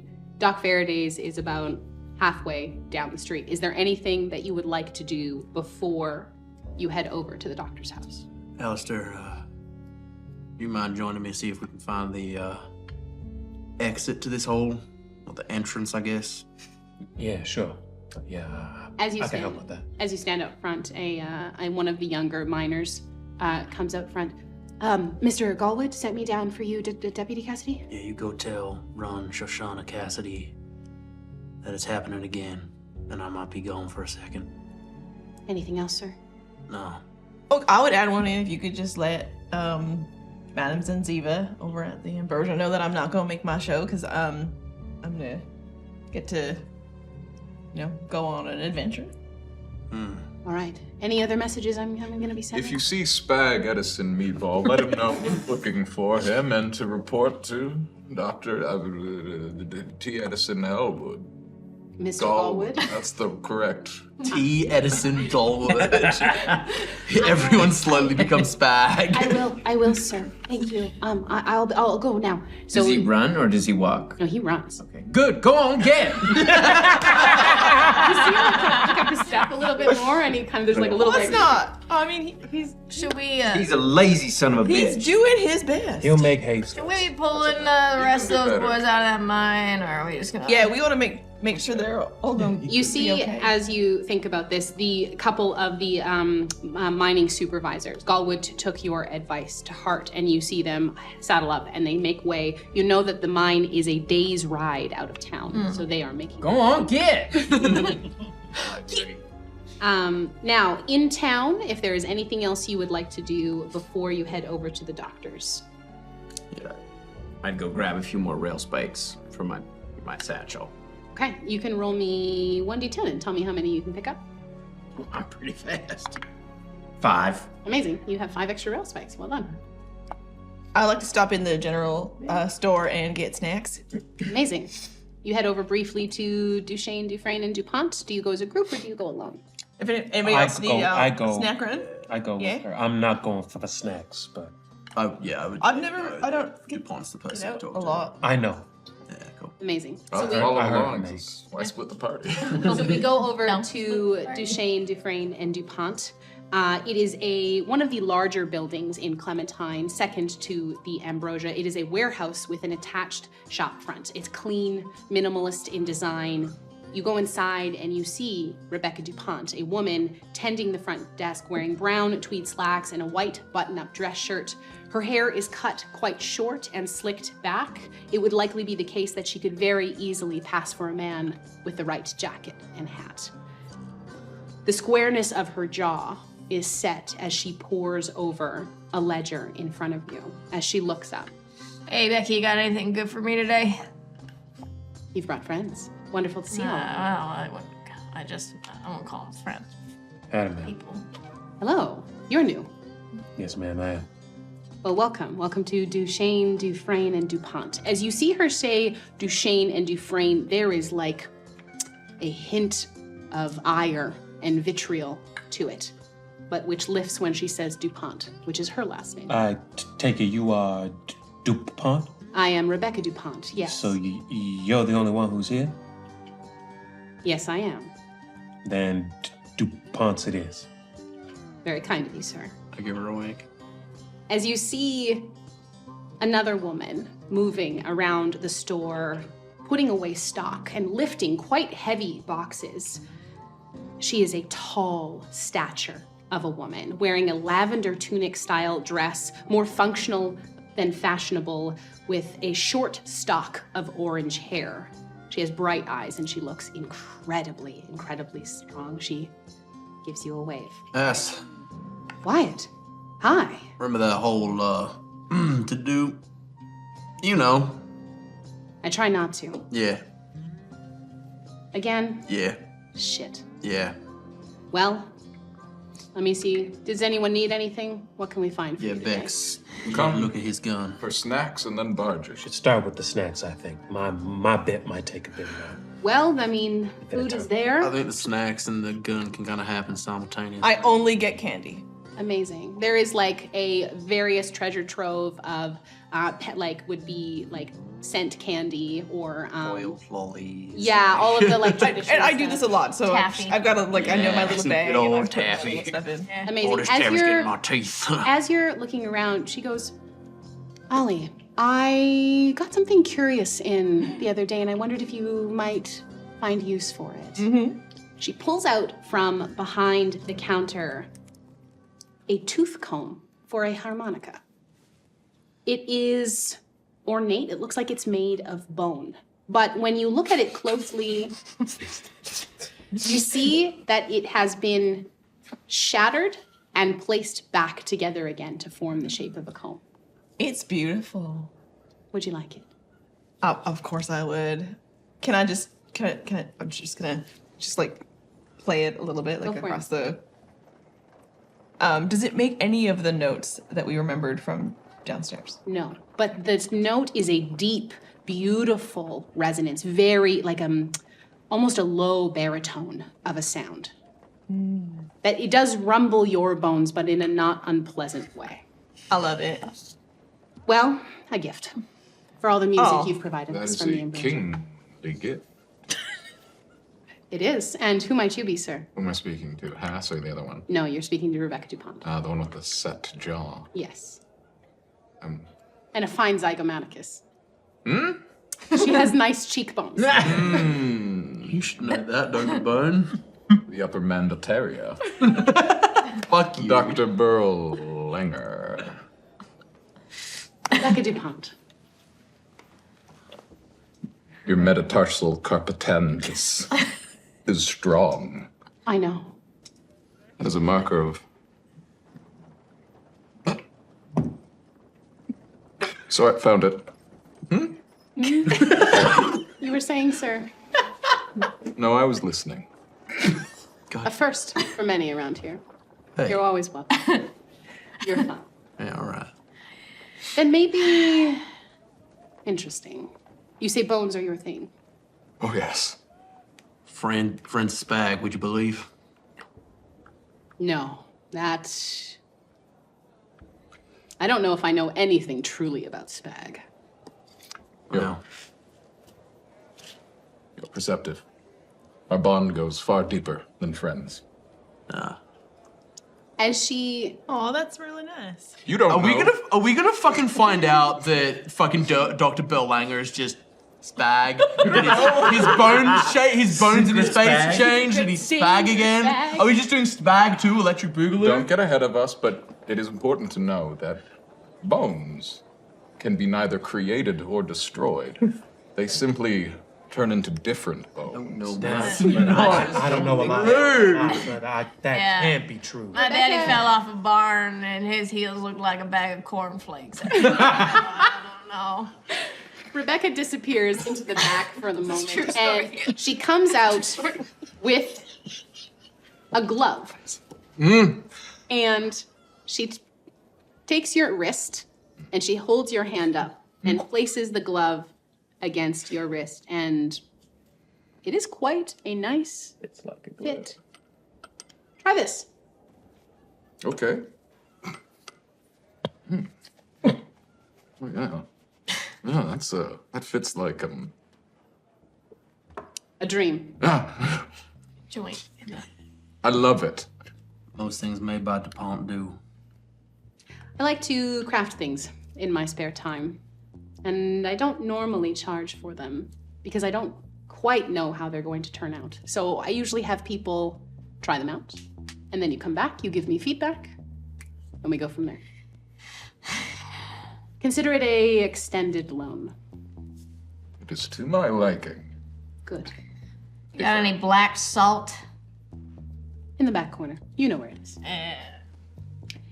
But, however, Enda, you might need this. You asked me to keep an eye out for something interesting. Mm-hmm. I had a colleague of mine come through, a Dr. Bates. He and his team at a university of some sort has crafted this. And he said it'll really, really put the life back into you. And she pulls out from behind a counter a metal syringe, the glass tube, and there is a clear liquid inside of it. Oh. I don't know what it does, but they said it's sure a kick in the pants. Oh, the smallest smile that you'll ever see on her face. Just a little like, oh, you always got good stuff. And she pushes it over to you. Yeah, thanks. Well then, if I hate to depart, but Oh, we gotta. Well, I'm not. oh, sorry. Yes, I'm not done mine. I forgot the Business yet. I'm glad you got a You need to look at this. glove for your hand. Terribly sorry. Barge, I've been talking to half. It's all good. And I'll get to that in a moment. You are a gunslinger yourself, sir. Former U.S. Marshal. Thank you for your service. Thank you. May I see? Yes, of course. This gun has been by my side ever since I got my badge. Came down in the South and fought for the law, and then I gave up the badge and continued the fight for emancipation to help my own. Then I saw terrible things in that line of work, and then I saw something else, something awful, something that shouldn't exist. Ever since then, my pistol here has been acting up. Well, let's see what we can do about that. She looks down at your gun, inspecting it and turning it over in her hands. She does not wear gloves. She looks at the rock itself. I know what this is. Yep. Interesting. Let me see what I can do here. She comes over and she takes a small file. She starts gingerly scraping away at the lunarium that is inlaid throughout the handle. And you see it comes off in, thank you for $500. Whoa! Fuck out of here. We have a town event that I will resolve before we leave the general store, but we will get through this stuff first, and we have a bunch more drought documents. Maybe folks are amazing. Thank you so much for supporting survivors of sexualized violence. Thank you. So she scrapes away the lunarium, and it comes off in almost like large shavings. It doesn't crack away, and it just kind of sits on the countertop. She gets, I would say, I realized that this is my first dice roll of the day. God, I love to roll dice. Roll high. She gets 93% of it away. Oh. Leaving, I can't get it all. But that should cut down on most of the problems you're facing. And perhaps one more thing. She looks at your gun and she realizes that she can do two things for you. The first is what she calls an optimized optic. You can add +1 to hit and damage. Or she can teach you a gun flourish. And with that, it is a free action off the start of your each attack to roll a d8. If on a 7 or 8, you get the benefits of sharpshooter, but it is only a -2 rather than a -1. Well, think, thank you very kindly for that, but I think if I had to pick one of the two, I think that my aim should be true. Wonderful. So the optics or the gun flourish?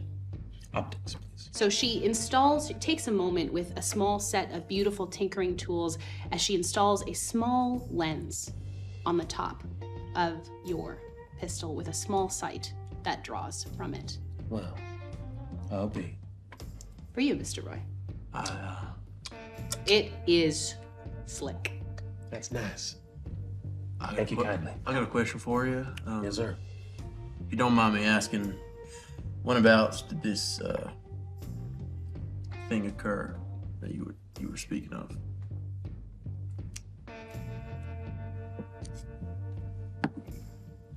Both 4 months back. 4 months. So recently. Yeah.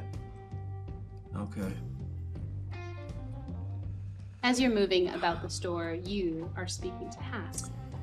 I was wondering. You're new here. Yeah, I am. And who might you? My name is Beck Widstatten. Well, it's a good thing you don't remind me of my ex-husband. Nice to meet you, Beck. Oh, ex-husband, that's good news. Now, She towers over you. yeah, I love that. I was just curious. Have you ever spent any time around a hammer? I prefer an axe, but a hammer will do any day. Well, I have a little forge Do you now? in town. I do. Is this an invitation, Mr. Wisdom? My door is always open to you. Wonderful. I'd like that. That's good to hear. Sorry, I just rolled a 16 on perception. Is this a thing? Is this I a... sure hope so. Oh, you're what? Okay. She gonna check Well, out if everyone else is getting presents, I think I've got something that you might like.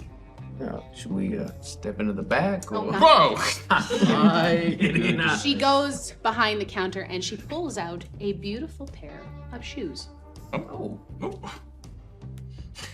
They are very well made. Stuff like that. Rebecca's been teaching me a bit, and so I've been working on them with her colleague who passed through town. I think his name was Nicola.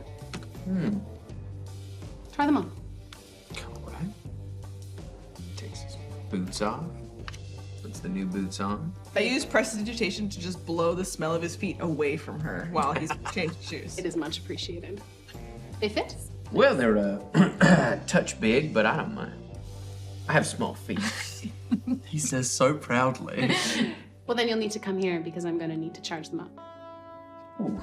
You see her pull out a device from behind the counter. You have never seen anything like this. There are wires and coils and a box of some description. She takes out 2 wires, grabs a pair of pliers, and she strips. Is this gonna hurt?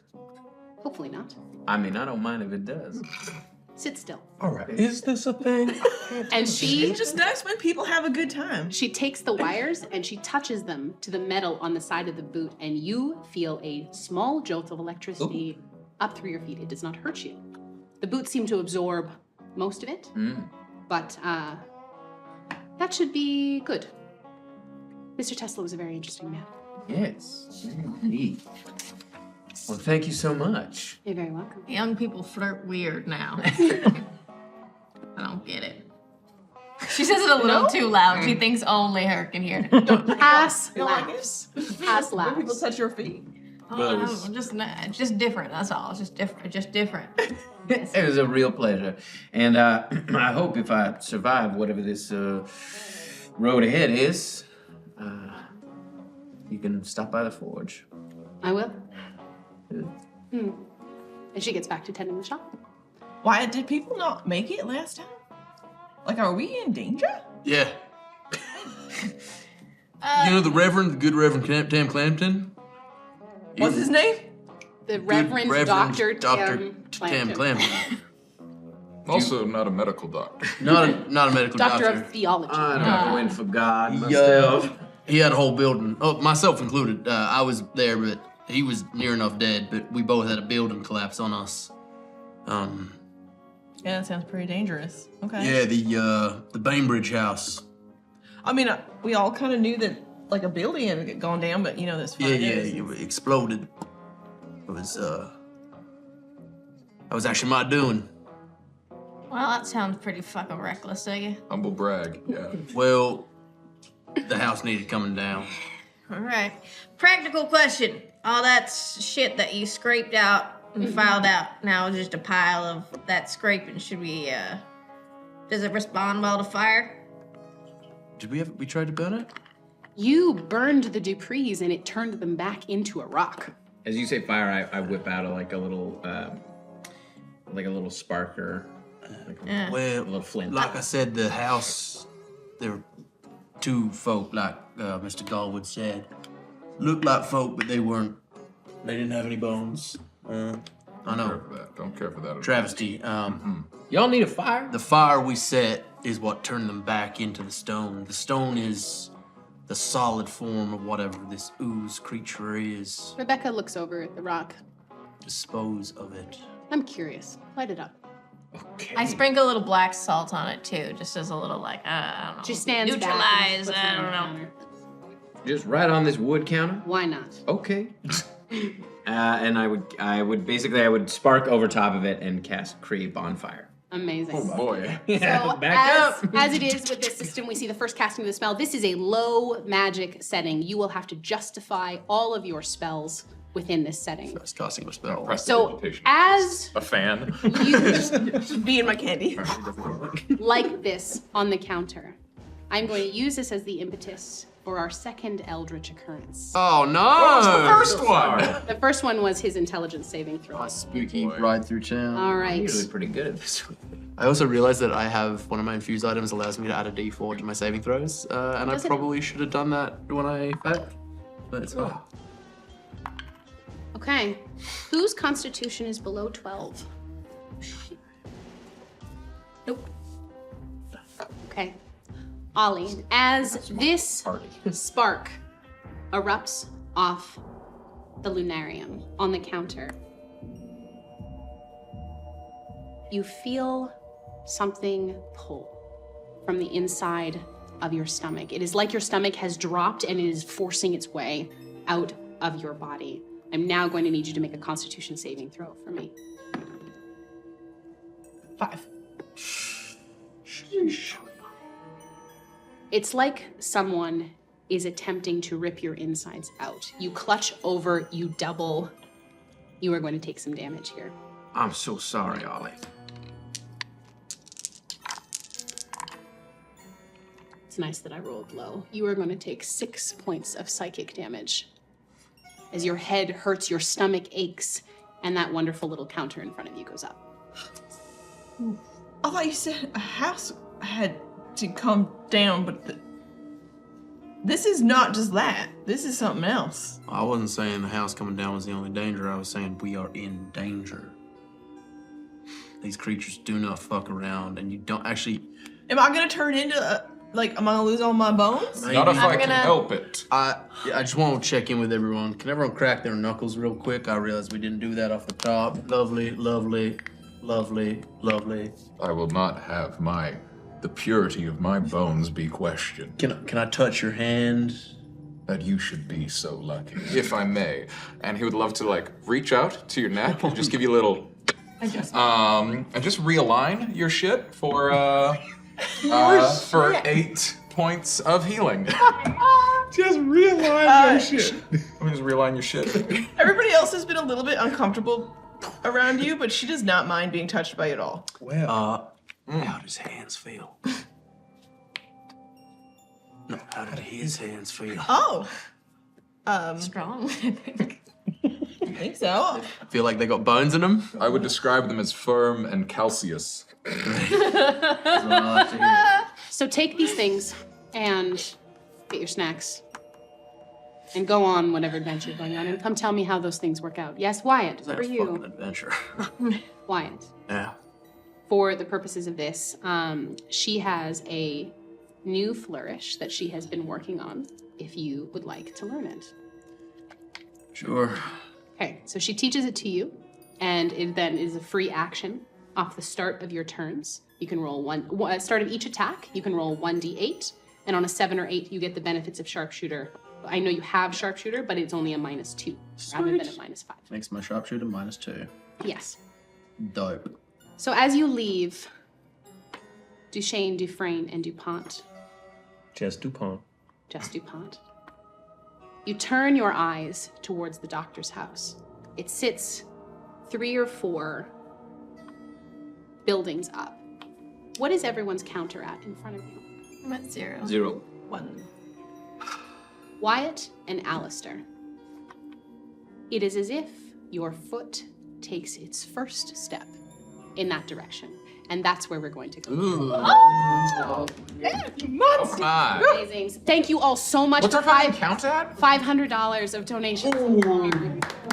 Amazing. We are going to get to those Deck of Many Fates draws right off the top after the break before we go into Doc Faraday's house. Please stick around for the break. We will grab yourself a canteen of spider milk, grab yourself some penny candy, and come back again soon. We will see you in a Keep those sec. donations coming. Keep those donations coming. We'll see you soon.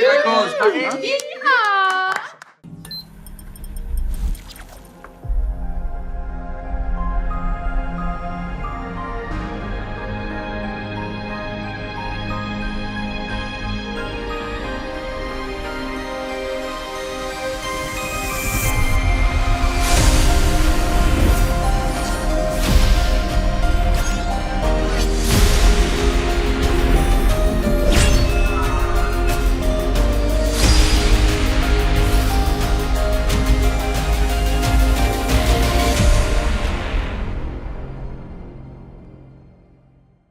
And we are back. We are going to resolve these Deck of Many Fates. We have 6, so 1 for each of you. Oh my goodness. Goodness, thank you all so much for the donations. We get 25 is a Deck of Many Fates pull, and the next time we would get an Eldritch Occurrence, which is at 750, which is our goal for the evening. So if we surpass that, that would be amazing. So I will let you to take one and pass them around. Let's aim for another 500. Yeah, let's do it. Let's aim for the moon. Good. Let's aim go. high, baby. What you got? The king of spades. Mouthfeel. King of Spades. All I smell your is next popcorn. roll is an auto failure. How many draws? I'm gonna make no rolls. Just the one each. Oh, no. I never miss. 2 of spades? I feel like that's 2 of bad. Spades is you gain 1d6 temporary hit points, but you Dude. subtract 1d4. 1d4 from your Yep. next skill check. King to clubs. King of Clubs is... Oh my gosh, And it's specifically skill check, right? Yes. Great. You must give any of your card winnings that you have to someone else other than that card. Whoa. Well, You don't have any? I don't have a card to my name. Forfeit that one. What you got? Ace of Hearts. Ooh. Ooh, that's That sounds good. We have... Roll me 2d20, please. Could be good. Could be terrible. Could be a lot of things. Think positive, guys. I rolled a 4 and a 3. This is a divination portent. You can replace any d20 rolls in the game with either of these 2 dice, one use only of each one. Any rolls. Okay. Stay away from my dice. Roz, what you got? I have the Ace of Diamonds. Ace of Diamonds. Add a guidance, so a d4, to your next skill check. Ace of clubs. Ace of Clubs. All aces. Side. Oh, shit. You lose Oh, all yes. of the effects of the cards that you have. Oh! I stole my card! I had all the best cards. Lady luck, lady luck, lady luck. There we go. They teach you not to gamble, but They teach you. I not to learned that gamble. watching Blackwater. That's true. Learn not to That gamble. big No. on 69. 69! Kept letting it ride. We have one more. We've had one more come through because we're now at $585. Holy bananas! shit. So Cheyenne, since all of your cards got taken away, I'm gonna let you draw one more. That seems fair. That's nice. I was hoarding a We little. pity you. And the ones that you have gone back into this mix, so I'm hopeful for you. Here you go, my dear. But that spade's in there too. Yeah. Yeah. What you got? 2 of hearts. 2 of Hearts. 2. You gain 1d6 temporary hit points. Nice. Hey. All right. So, as Wyatt and Allister, you feel your feet start to pull you towards Doc Faraday's. You fall into step and you all walk over to the small, dark wood building situated about midway up the street. There are dark curtains over the windows inside. What would you like to do? Are we barging? I said I'd barge, so I'm gonna barge. Do you? If and I may I'll ask. try. Go, sorry. Oh, sorry. Well, what is the time? It is around, I'd say about 2 in the afternoon. Maybe 1:30, between 1 and 2 in the afternoon. All right, well, that just means that any time can be high noon. Doc, we're coming in. I do one of those, like, banging on the door as I'm opening it. So the door does not move and it seems locked. Oh. May I? May I first? Yeah, absolutely. Do your thing, man. I would like to try to push the door open, like I kind of lean into it. Okay, you can make me a strength check. That's an auto fail. That is an auto fail. So you see as you, Beck, you go up to the door and you Ow. ow. That hurt. The door it's a thick door. I don't think that door's coming open, you guys. I think we should probably call it a day. We shall see. I would like to attempt more or less the same thing, but better. You can roll me a strength check, please. Got my bone-colored die. It's a 23. Okay. Oh yeah, buddy.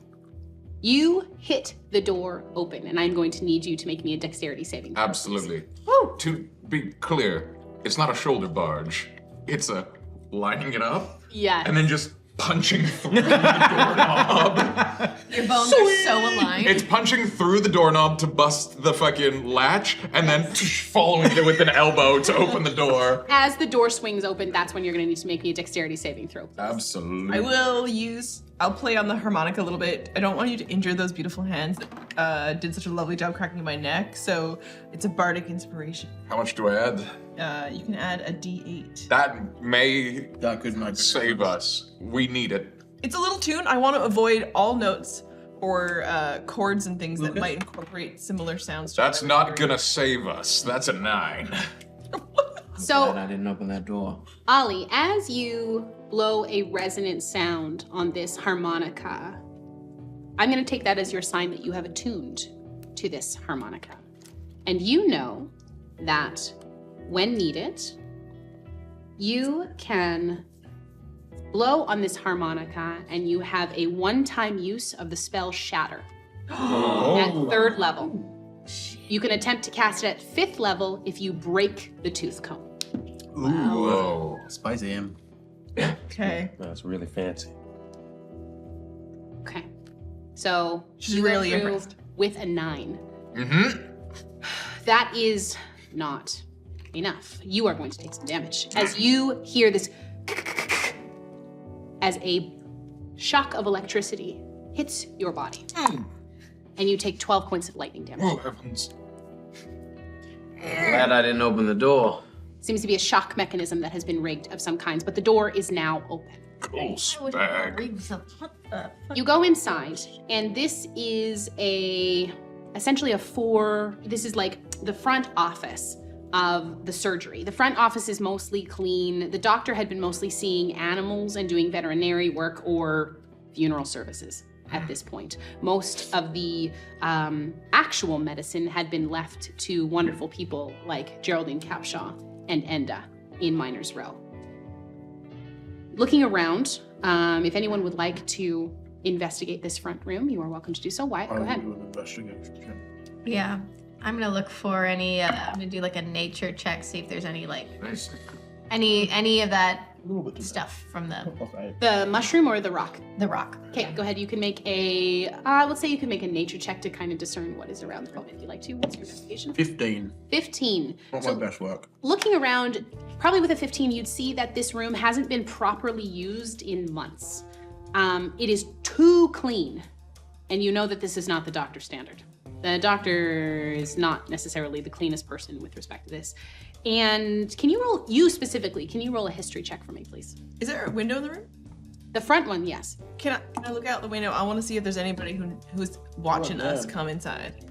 Oh, you can make a perception check for me, please. I rolled a 16 on my nature check. You did not find any. Did I search specifically for spag holes? One moment, so I'm gonna resolve Wyatt, then Ollie, then yourself, Thank and then you. Alistair. 6. I mean, the check was pretty low on this one.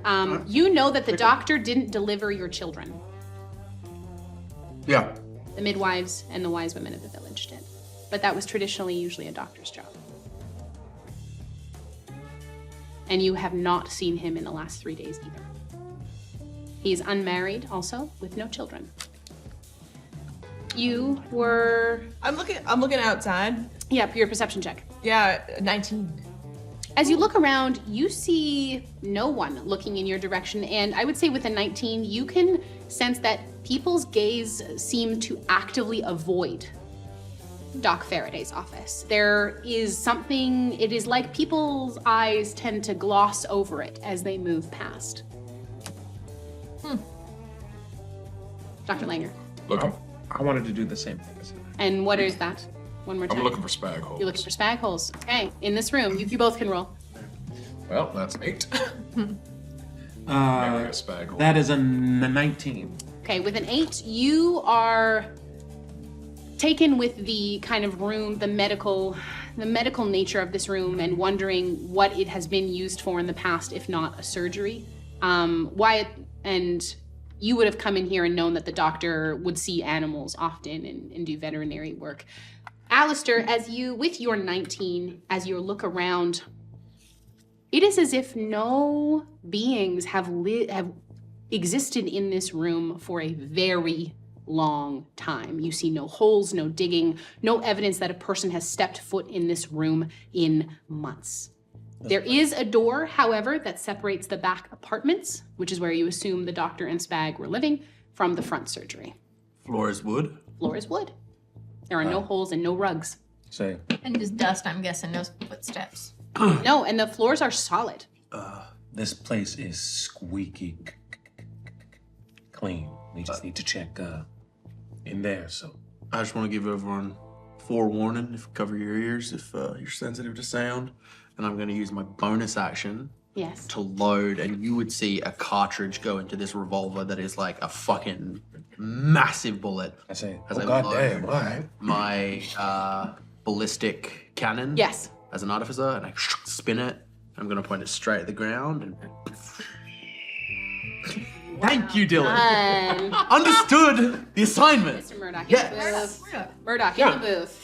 Oh, that was you. He do. DJ. Oh, never mind. I understood the assignment over Get here too. fucked, Dylan. We love Dylan. See, I talked to Dylan about playing an eagle sound. Yes. So we'll find out. We'll figure it out. I don't think that was me. I think that was. Yeah. Dylan, get fucked, back but in that a get good way. In a good way. Get like fucked in a way that pleases you.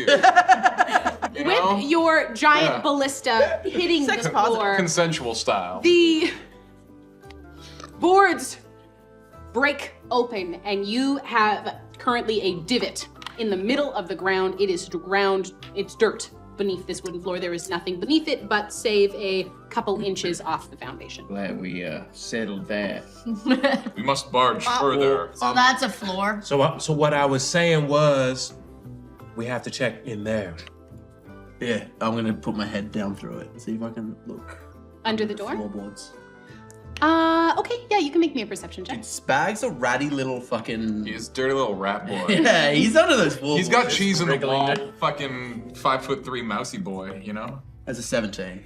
As a 17, you see that the room is dark. It smells very bad. It smells Oh, I'm very looking bad. under the floorboards. Oh, I'm under the sticking my head floorboards. into the hole that I made and looking under the floorboards. I would say you could probably smell the smell from there. It smells of rot and decay. Vicks vapor rub. Yeah. Can I get some of that? Thank you. And so you would see. I don't think you see anything else, but the smell is what permeates up through the hole now into He's the dead. surgery. I think he's dead. I'm gonna point my guns.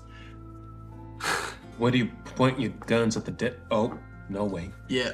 A few years back, when all of this was going on, we fought waves of folks that should not have been walking.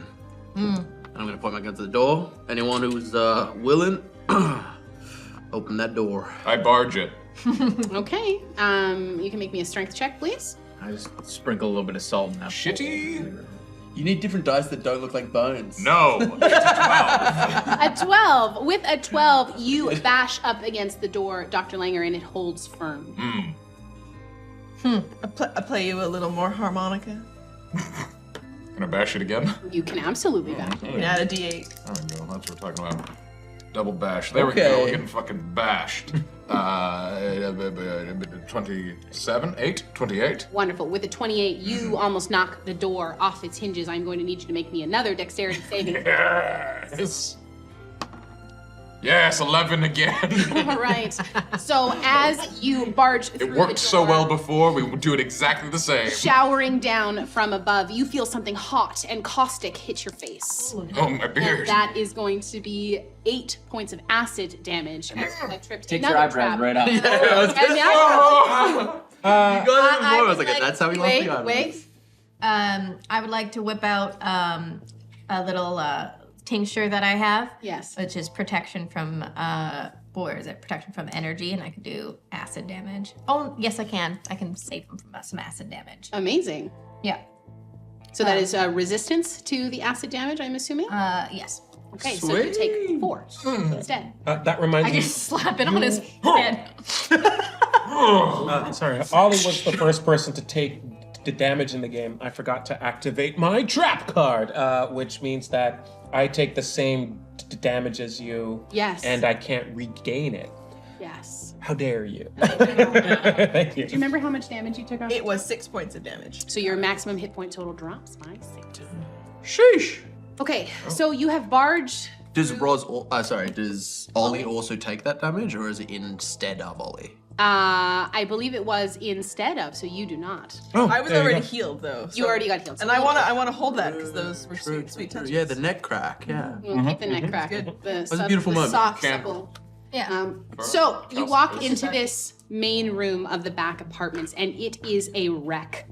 There are 4 main rooms from what you can tell in this apartment. There is the main room, what might be a bathroom, a back room, and a bedroom. And the whole place, it smells worse. It obviously. smells absolutely like the scent of decaying flesh. Knowing Spag, we should check the bathroom and the bedroom first. It's quite dark in here also, so you can't see anything. So if you want to figure out what's going on in these rooms, I would say the main room is your first place. Someone will need to make me an investigation check, or you're gonna probably have to open those curtains. I'll open the curtains. All right. As you whip open the Strength curtains. check? No. I would like to punch Yeah, the okay, curtains punch the open. curtains open. 18. You rip the curtain rod off of the wall as it clangs to the floor. No curtain can stop my bones. He is their me. So we go around and we see Dr. Langer punch each curtain rod off the wall as light streams into this room for what has probably been the first time in months. There are papers everywhere, dishes undone, rotten food, clothes strewn about the place, and there seems to be what looks almost like a conspiracy board on the wall. Papers tacked everywhere with pins and yarn, pulling things together. You recognize this, Wyatt. It is information that seems quite old, from about 5 years ago, about the first time the Shoth came to Clementine. They have notes around it about Lunarium and its properties. They discuss the Zolve, as you remember it, with drawings of the pool of green liquid down deep in the mines. Is this in Spag's handwriting? No, it seems to be in the doctor's handwriting. At least this first glance you have at the conspiracy board and the room. Further things will likely involve a investigation check. Miss Ingram, do you mind looking for that body? Something in here. Not the first one, won't be the last. I just Follow the wipe smell. the vapor rub. Yeah. Smell the air, follow the smell. I'll have you make a survival check, please. You can, and if this is not the first body, as you've said, you can make that an advantage. Awesome. Yeah. That's such a chunky die, and I love shit. it. Oh, it's only a 6. Shit, man. So you're having a hard time placing where the smell is. I will say you know it is not in this room. Yeah. There are okay. 3 other rooms, but you at first sniff, you cannot discern which room is Okay. I'm just gonna go to the bedroom because I think that's most practical. the bedroom. Okay, so you walk over to the bedroom and you the door is ajar, so you do not have to barge through it. Would you like me to anyways? No. Okay. And as you open the room, the sight that stands before you is very similar to what it looked like down in Gallwood's vault. there is lunarium all across this room, piles and piles of it. There is a small nest of blankets in the corner of the room that look sleeped in. There is food everywhere, caked around. But what is the most concerning is a hole in the center of the floor. I found a spag hole. God damn it. And can you make a perception check for me, please? Yes. Can I help with that? Absolutely. That's 25. You can, oh, wow. Okay, great. And I'll have you roll again just in case you get a natural 20 with the help action from Beck. 29. Okay, fantastic. Sheesh. You Yeah, plus immediately 11. look Yeah, around let's the go. room and you're like, wait a minute. And you look up. On the ceiling, there is a impractically accurate drawing of the entire town of Clementine. It states the distance in a meter that you don't recognize. The amount of distance Spag links. seems odd. It is not kilometers or meters. You see Wyatt's ranch depicted on there. You see the old mining camp where the first crash was that you fought the Sioux the first time. You see the entire town mapped up. You see the graveyard, the first church of Clementine. Everything is depicted on the roof, drawn what looks like a mixture of mud and charcoal and blood. Is there any indication of the tunnel that Spag dug?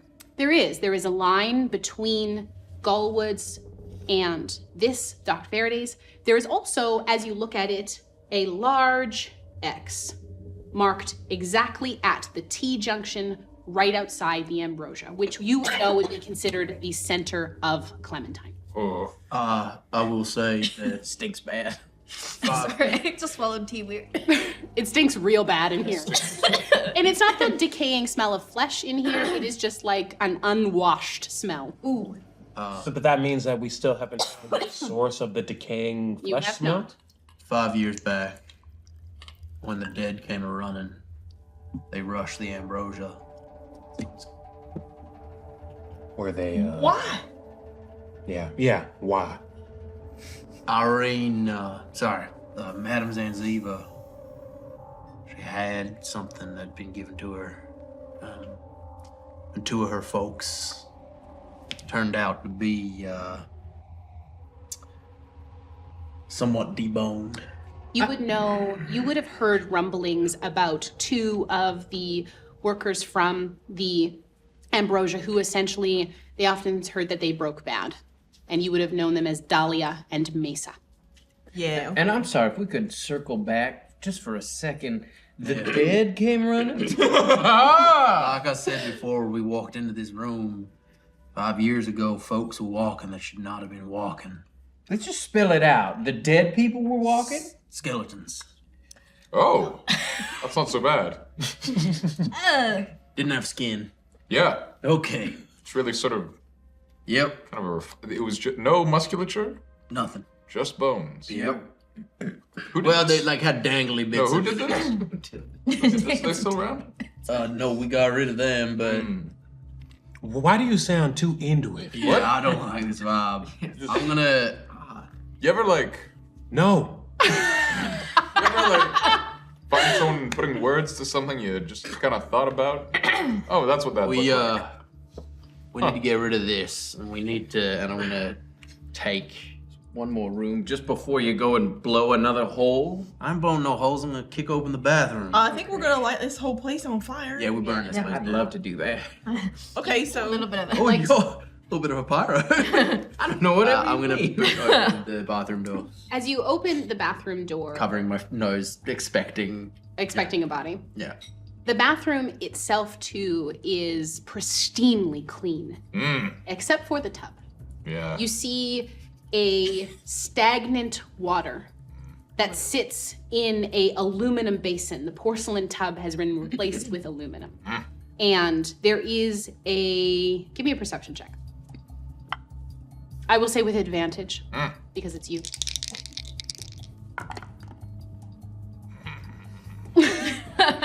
13 times. Okay. The water looks different. The water doesn't look 100% like water. Does it look shothy? I don't know, what does a shothy look like? You know, the goo. It does not look goo-like, I will say, but the water doesn't look... Is it viscous? It doesn't look like the Zol? Maybe give it a It does not look like the Zolv, no. It is clear, but with the roll that you have, not quite Throw a enough. rock in it, you know? No, I don't think rock's in it that much. What's in? Is it just that? That's just the water? There is a clear substance in the Spag tub. was no stranger to bathroom concoctions. And does the bathroom smell like the rotting? No. Oh shit. Anyone got like jerky on them, meat of some sort? I pull a candy out of my mouth Yeah, great. that I got from her and just throw it in there. Yeah, you just throw it out. I don't want to touch that. As you watch as you throw, is it a hard candy or a soft candy? Hard candy. Hard candy. You throw the hard candy and you expect it just to click right in the water, and it stops Boop. and then sinks directly down, slower than water. I've seen this before, haven't I? We sure have. What the hell is this? Fuck, it's been a long time. And it is then that you see that there seems to be a bit of a sheen on the top of the water. And I'll have you make a history check for me. With my dice roll. Can I do a little nature check and see if this is Absolutely. something I've encountered? Oh, actually, fuck. All right, 23. 16. With a 16, the smell is similar to the mushroom that you have. 23. 23. Your mind is pulled back in this moment to standing outside of the Gallwood mines. The first time you saw Spag fully submerge himself underwater. The first time he ever talked to the Shaw. He was fucking communing with it. Spag had this thing. He liked to submerge himself and listen to the voices. I think this is what he was doing here. Was this the last room? No. You actually haven't investigated the main room. Technically, there is a mud room at the back, you assume, that leads to the back door, and you haven't fully investigated the Room main for room. mudding? Not a room for mudding. It would be a room to take your shoes off and your coat off. Leave that there. What's a house without a mudding room? Absolutely. So you can investigate the main room, or you can investigate the mud room. What would you like? I would recommend nobody touch this. Yeah. Same. All right. I'll take the mud room. It can't be that bad, right? Sound logic. What's the last room, sorry? There's the main room and then the mud room. Anyone want to join me in the main room? All right. All right. So we'll deal with the main room first. Oh, God. You looked at Alain for so long. So long. And you were like, "Brah!" And welcome to an Eldritch Horror. Thank you so much. We're gonna go to the. Get away from my bones! Never. They're mine. Never. You can make an them. investigation borrow check our for me. bones. For that's true. From the shop. Investigation check for the main room, please. You both We of went us? together. Yeah, go for it. 23. Oh, good. Okay. What investigation? Oh! 13, not 23. 13. Maybe you trip into the tub on your way. And what's that? It's a natural one. Natural one. For a total of 9. Slip. Okay. LOL. Wyatt, you're having a hard time centering yourself here Yep. because of the fact that your mind is with your wife and your children. You've seen that the depiction of your ranch on the ceiling. Yeah. You can't think about being here. However, with a natural one, it is almost like you're looking towards the bedroom, but the back of your head pulls and you find your face turning Oh! to center. Is it too late? Can I replace it with a 3 instead? Ooh. You can. What is this from? The divination. Your natural one is now a 3. It's not great, but it's not a nat one. Still on that one. Thank you so much. Which actually becomes an 11. Okay. You Oh, just thank saved you. your friend. Thank you so much. You watch as it's almost as if Allister sees you moving and he grabs your shoulders for a moment. So with that 11, then it is not your head and that creeping sensation that pulls you toward what is in the corner of the room, but it is your eyes, your gaze. You see a pedestal that is sitting in the back right-hand corner of the room, and there is a black silk cloth that is sitting over something in the back corner. Does that thing something smell a little bit?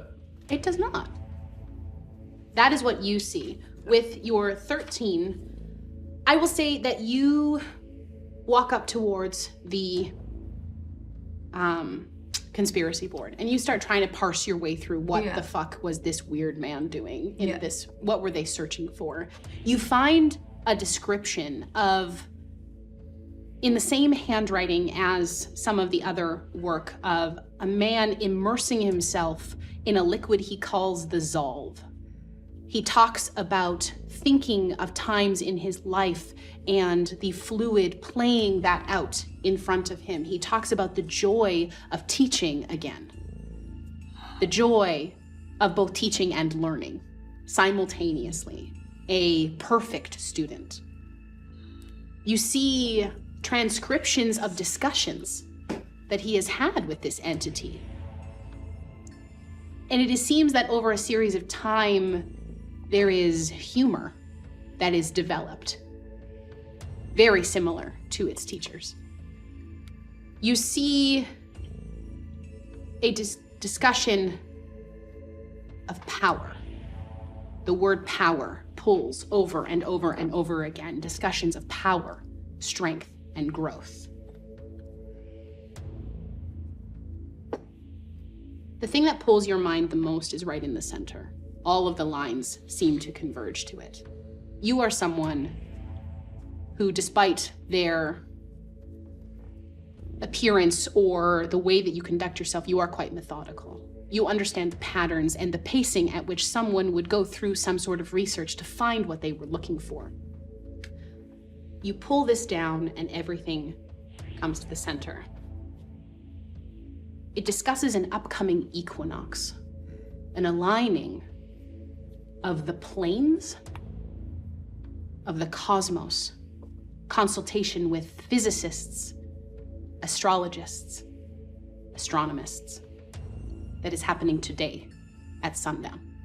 But That is what you see with the 13. Shit. What time is it? It's about 3 in the afternoon. You find anything, Miss What Ingram? time is sundown? For this time of year, I would say probably about 6:30. Something's gonna happen when the sun goes down. Some kind of shift of power. Some kind of astrological event. You have an idea where? Putting it together, you're assuming at the T junction where the X is on the map. Yeah. In the center of Clementine. I'm back in the bedroom. I probably pulled a chair over and I'm trying to wipe the ceiling off, seeing if that makes any difference. Maybe if we just rewrite the song on the page, it'll all just stop. just ignore it. Just erasing it. You find that it doesn't move. No matter what substance you put on it, it does not move. And as you try and wipe it off, what is your counter at? 1, I'm gonna have you roll me a wisdom saving throw. 2. Oh dear. Well, +2, so 4. It's a huge difference. That obviously passes. So stressed. As you try and wipe this away, there is a feeling that comes over you as if, why would I change perfection? Why would I change what is slated in the stars? You feel this creeping sensation. Not that Wyatt's told you about his, but it is as if a vine growing very quickly up a fence post that branches and sits about here. You can move your counter up by 1.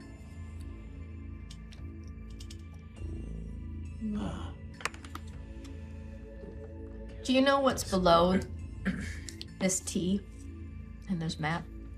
No. This is the first I seen this. We just assumed the dead were coming for whatever Zanziva had. But this is where we fought them. It's where we also fought the Mesa and Dahlia too, isn't it? No, you fought Mason Dahlia in Miners Row. Yeah. Right. Who do we have the standoff in town with? You had the standoff at the end with you had the standoff with the Duprees was in the Bainbridge. In the house, In the yeah. Bainbridge residence, also in Miners Row. Well, Whatever that is, ain't good. And I point to the cloth covered thing. I don't know. Whatever this is we're dealing with has a way of getting into your head. Has a way of talking. I'm standing because I've been sitting for a long time. I'm not standing because I need presence. Very ominous. Very ominous, yeah. I like to make you comfortable with your consent. We gotta be real careful. The whole reason this is kicking off is because Spag got too close. Fucking decided to commune with whatever this fucking thing is. I got 2 questions for you. Yeah. 1, how'd you get rid of it first time? And 2, what happens if we go down that hole? The first time we got rid of it, we killed the Dupree brothers. Burned the house down around them, turned them back to rock. And my suggestion was we take that rock and we dump it in the ocean, never to see it again.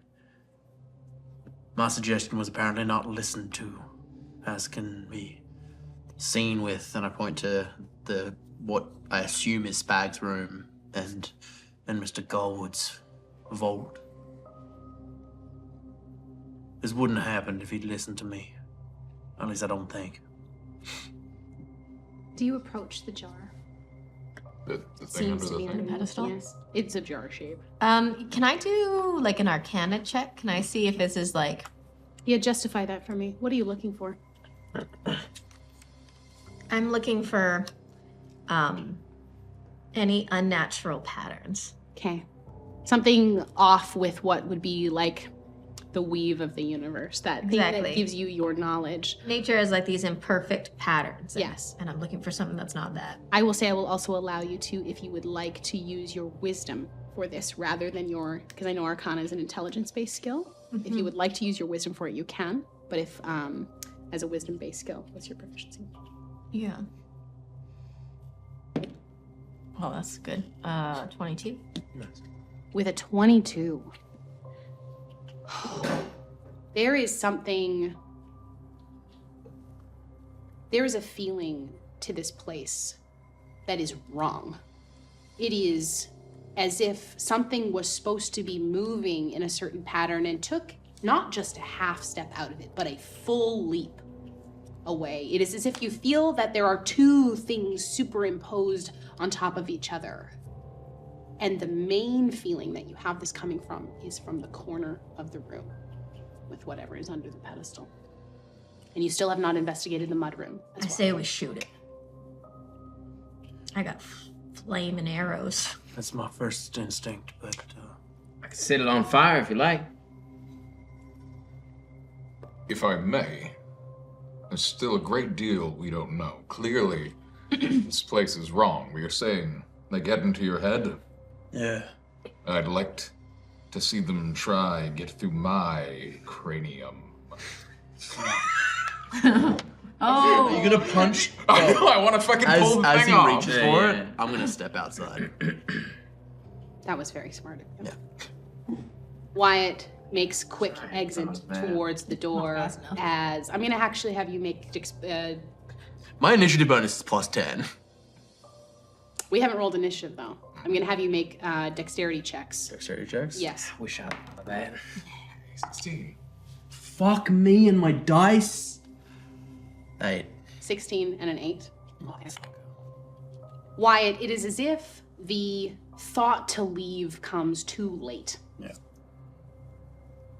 Also, oh my gosh, we are at 7:25. Oh my god. Well, hell. We will do some draws of fate here in a moment. I wanna pull us through our 6th fate draw, so that's fantastic. As we leave, when One of we those fate draws be I get out of this house.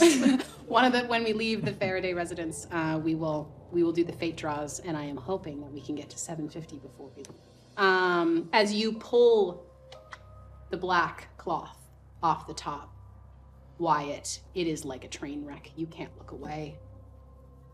You know that jar. A jar within a jar. And you just hear, Ah, for fuck's sake. Did he keep that fucking thing? God. the second you speak, the still liquid immediately swirls in your direction.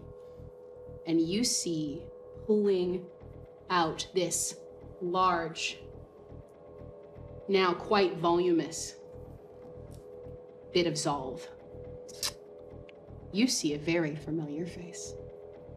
You see an approximation of Professor Spag, Edison, Meatball.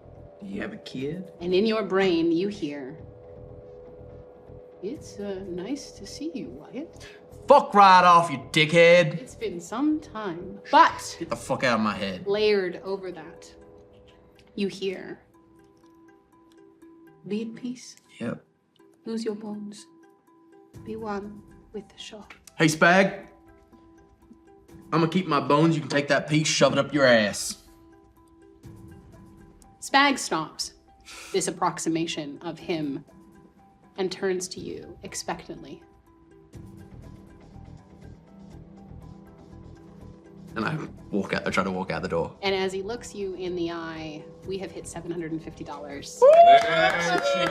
Still going strong.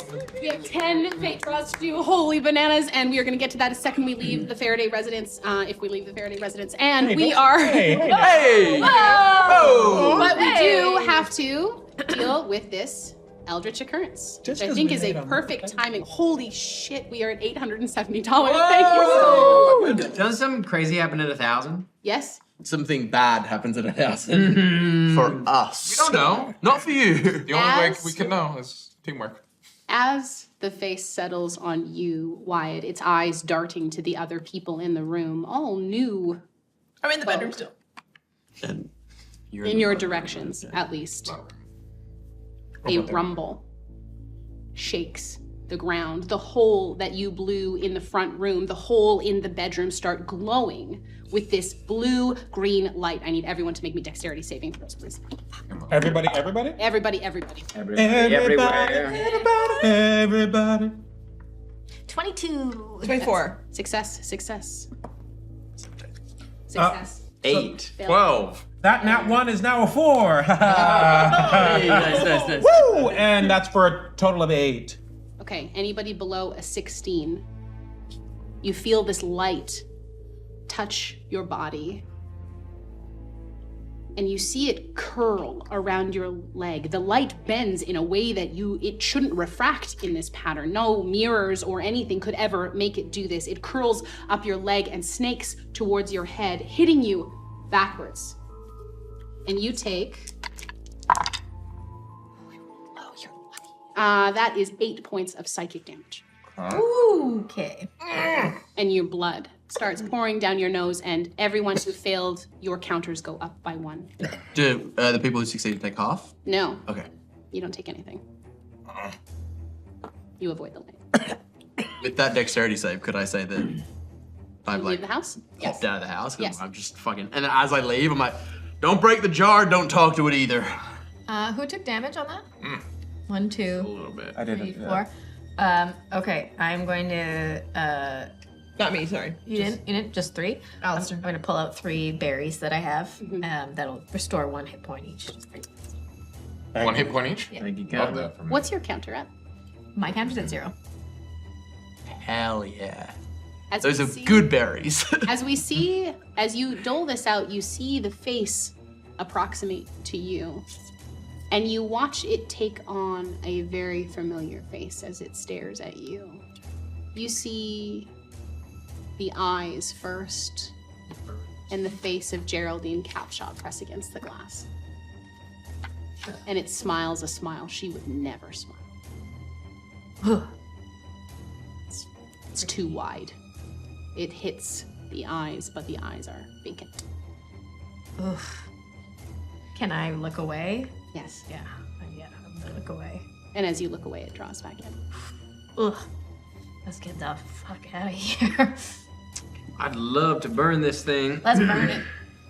Let's burn it. I was going to check the mud room just to make Let's sure. start. Yeah. Fantastic. What do you got? As you walk towards the mudroom, Allister, the back door, the room to the mudroom is closed, and I'm going to have you make me a perception check as you walk to the door. I'll also say that everyone in the house would hear the sound of galloping hooves. Okay. Heading away from the house. Okay. Yo, this dice. 5. Yo, you and I are a stinky dice With today. a 5, you hear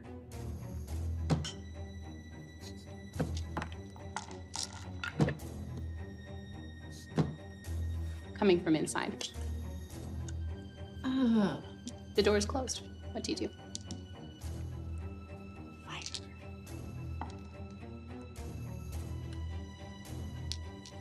Whoever's in there,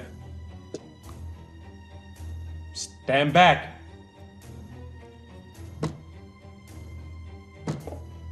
Does it get loud? No. No? And it doesn't seem to be hitting this door. I check the door. Is it It is open? unlocked. I open it. As you open the door, this is the source of the smell. It rolls out of the room and almost barrels you over. It is a wretched smell of rot and decay. This room is small, and on the floor, you see a pile of flesh. Ugh. It is body-shaped, but without any of the structure to it. And what you see it doing is attempting to hit the back door and move through it, but it cannot because the door is closed. I need fire! I need fire now! Wait. This abomination is trying to get somewhere specific. We know where. That's enough. Do we know? X marks the spot, right? We can always set it on fire later. As you say X marks the spot, you realize that this body is attempting to move in a different direction. It is not moving towards the X. X marks the spot. I will allow you to roll potentially an intelligence check or a wisdom check, depending on what you'd prefer, to see if you can put it together. Oh, wisdom, please. Go for it. Thank you.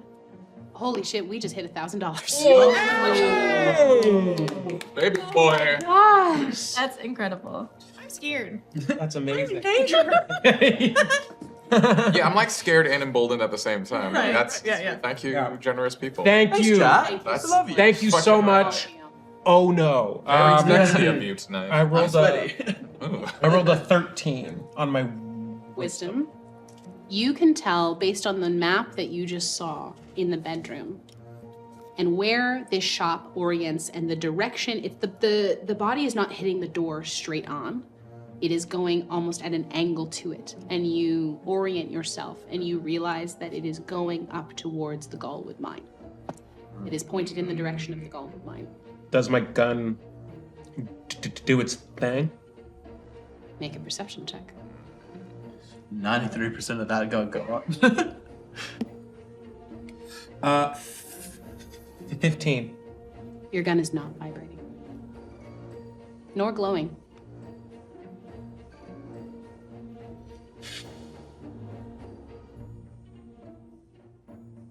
It's heading towards the mine. The mine's up the hill, like so. A day's away, a day's ride away. This would take significantly longer than that. It's heading in that direction. There is a great many things that could be in the path between here and there. I suggest we set fire to the house and follow the mistake. As you're saying this, to honor the eldritch occurrence that has happened before we honor the major town event that will happen after that. Christ. I want to get to all these fate draws, but I'm feeling like we should just do like one round each, and I want to honor everyone's the donation, so thank you so much. Okay. This is perfect. Huh? Is it? Doesn't have to be. It could be imperfect. So as the body continues to hit against the door, Wyatt, where are you riding? To the ranch. You're riding to the ranch. Like down on You the are riding horse. to the ranch. Fast as possible. Roll me a d20, please. Yeah. It's a 9. Okay. I would say you've probably made it 9 minutes out of town then, and you are far enough away. The rest of you, inside this house, it is as if, as you're staring at this body, putting these pieces together, the jar swirls inside, and then slows down. The swirling stops. And you hear a emanate from the direction of the mines.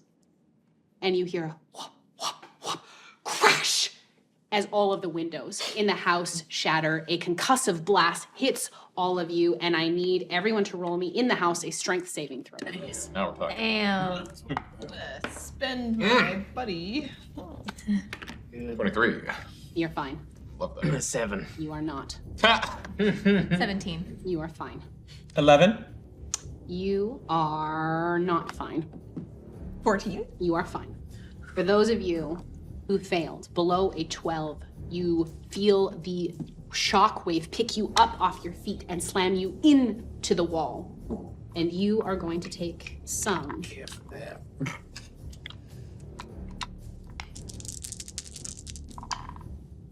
Ooh-wee. It's gonna be 14 bludgeoning damage as you crash into the wall and you feel the ache emanate in your body right away. I feel my bones. You sure do. What would you like to do? I'm actually gonna pause this here and I'm gonna have everyone draw from the cards to honor these draws of many fate. You can go around and draw one. You can take those in there too, please. Fuck this Those ones. bag of flesh. Fuck this house. I would not recommend it. As a doctor. What do you got? As a non-medical Doctor. Ace of clubs. You lose all of the effects of I your have cards. none. You have none. 2 of clubs. 2 of clubs. You gain. Ooh, nope. Sorry. You gain disadvantage. You get disadvantage on one intelligence-based skill of your choosing for the rest of the night. Oh! That's gonna be religion. Jack of clubs. Jack of clubs. The next time someone takes damage within 5 feet of you, you take that damage and cannot reduce it. Love that for me. The king of spades. King of spades. Your next roll is an auto failure. Fuck. We love that. Ace of diamonds. Ace of diamonds, I feel like, is good. Ace of diamonds. You add a guidance d4 to your next skill check. Ace of spades. Ace of spades. Roll a d4, please. 1. Stop getting it on Pick the someone at the songs, table man. and give them a d20. Sorry, I'll stay in my lane. Tim. I got a whole. Oh, you want that one. That one's good. That's good. This is bad, lad. Cheyenne's next d20 roll, you will roll it. Oh. Ooh. This is a.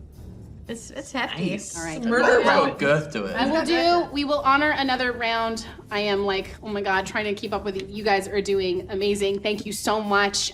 We will get to this major town event. So you are standing in the house. This concussive blast has hit all of you. What would you like to do now? Get up and shake it off. I do the same thing, and I just like pull out a torch and just You throw it down? everyone out of this goddamn house, and I put it in the flesh thing. I would go as everyone leaves. I would reach into one of my pockets and pull out this kind of. You smell like this kind of sulfurous smell. I'd stand back if I were you. I stand double back. Okay. And as I go, and I blow it into the house, and you would watch as the flame just goes from like a small flame to as I cast fireball. Amazing. Hell yeah. Thank you. Wonderful flavors. So as the flames begin to enrapture this house. As you all leave, you start to hear the screaming. You hear people, there's a fire, they don't know why it is happening. The people in the buildings that are next door, you are lucky this building is not touching other buildings. As you run out of the house, all of you stand there. The little boy in the jar and the other thing at the back will have to make dex saves. The boy in the jar. The boy in the jar. Spag's son. I would say that's an auto failure. It can't move. Yes. And the body on the Junior. floor moves a foot every 6 seconds, so it can't move. Yo, you know, you want D6? Sorry, Actually, you know what? I Windows. have so many. Tim, can I interest you in the D6 box? No, I'll just take it. The bedroom That windows is would have very smashed open. Everything. So I'm just gonna like I play Warhammer. hear them and smell the fire. And so I'm just gonna like tumble out the window and just be like, calm down. I'm not supposed to fall out of windows like this. I'm a professional sex person. I don't go out Professional sex. I don't go out windows. I am a professional. But she'll fall out the window and just be like getting away from the fire. So meet you guys out there. 20 points of fire damage. You see Baby. the fire almost engulf the jar. Do you stay to watch it burn? Oh, God. Yeah. Yeah. Okay. I want to make sure that thing burns.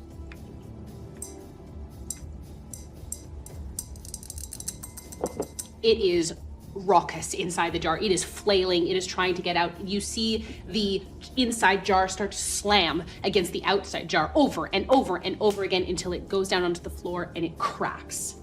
You see this small amount of silver blue liquid spill out over the floor. What's everyone's counters at? 0. 0, 1. But I'm not there. You're not there. 2. 3. Roll me a Constitution saving throw, please. You got this. I believe in you. Thank you. Alan? I love you. That's all I can offer. Adam? I'm too far away to help. I know. I love the tech line. And you get it. Was my love not enough? Your love is poison in my life. I'm sorry. My man's becoming. Oh, sorry. Yeah, actually, this is also true. The but dice- this, not one, is also The dice tell a story. Yikes. Hey, true. You're at Spag level now. Last I saw Spag, he was at a 4. Oh, good. The burbling starts in your brain. And it's almost like this sound can't help but tumble out of your mouth as you just start screaming. You scream this burble noise out of your mouth. You have never made noises like this before. Wyatt, you hear it from all the way out of town. You hear this sound coming from the inside of town. And you are going to take some damage from it. You're going to take 3 points of psychic damage. Your counter stays the same.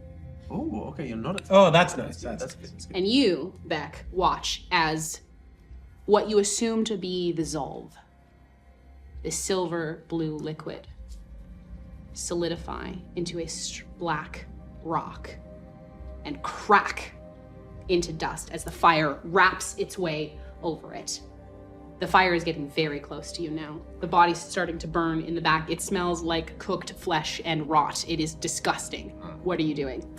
I just slowly back up, enjoying the heat, and my hand is in my bag of railroad spikes. Amazing. So I just back up a bit. The building is almost fully engulfed as you see Beck pull his way out. Wyatt, we'll resolve what you're doing because I'm assuming that this time you are a fast rider. Yeah. What are you doing? As I come up the ranch, I get off my horse at still a gallop. Yeah. Hit the ground running. Shoshana! When you call her Shoshana, she runs outside. Thomas is on her hip, Rose tucked behind her leg. Wyatt. Get the kids, get them in the shed. And Wyatt, having experienced what he experienced 5 years ago, he invested his mine money in Yes. a lovely ranch. He invested his DuPont money in becoming the first ever prepper. It is on his ranch a shed that leads down to just a fully cement bunker that can be shut and sealed, and it's supplied and everything. And he's basically he was I don't know if this day will ever come, but if it fucking does, my family's gonna be safe. The day his daughter was born, he started building that.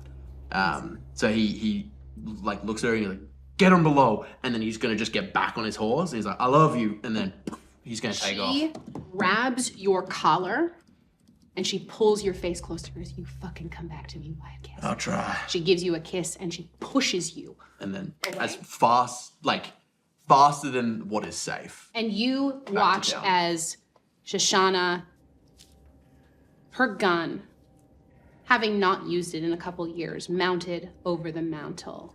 You watch her run inside, door flung open, the kids after her. She pulls the rifle off the gun, cocks it with one hand, it's slung over her shoulder, and she walks towards the bunker. As she grabs my collar, I'm gonna place my hand on her shoulder.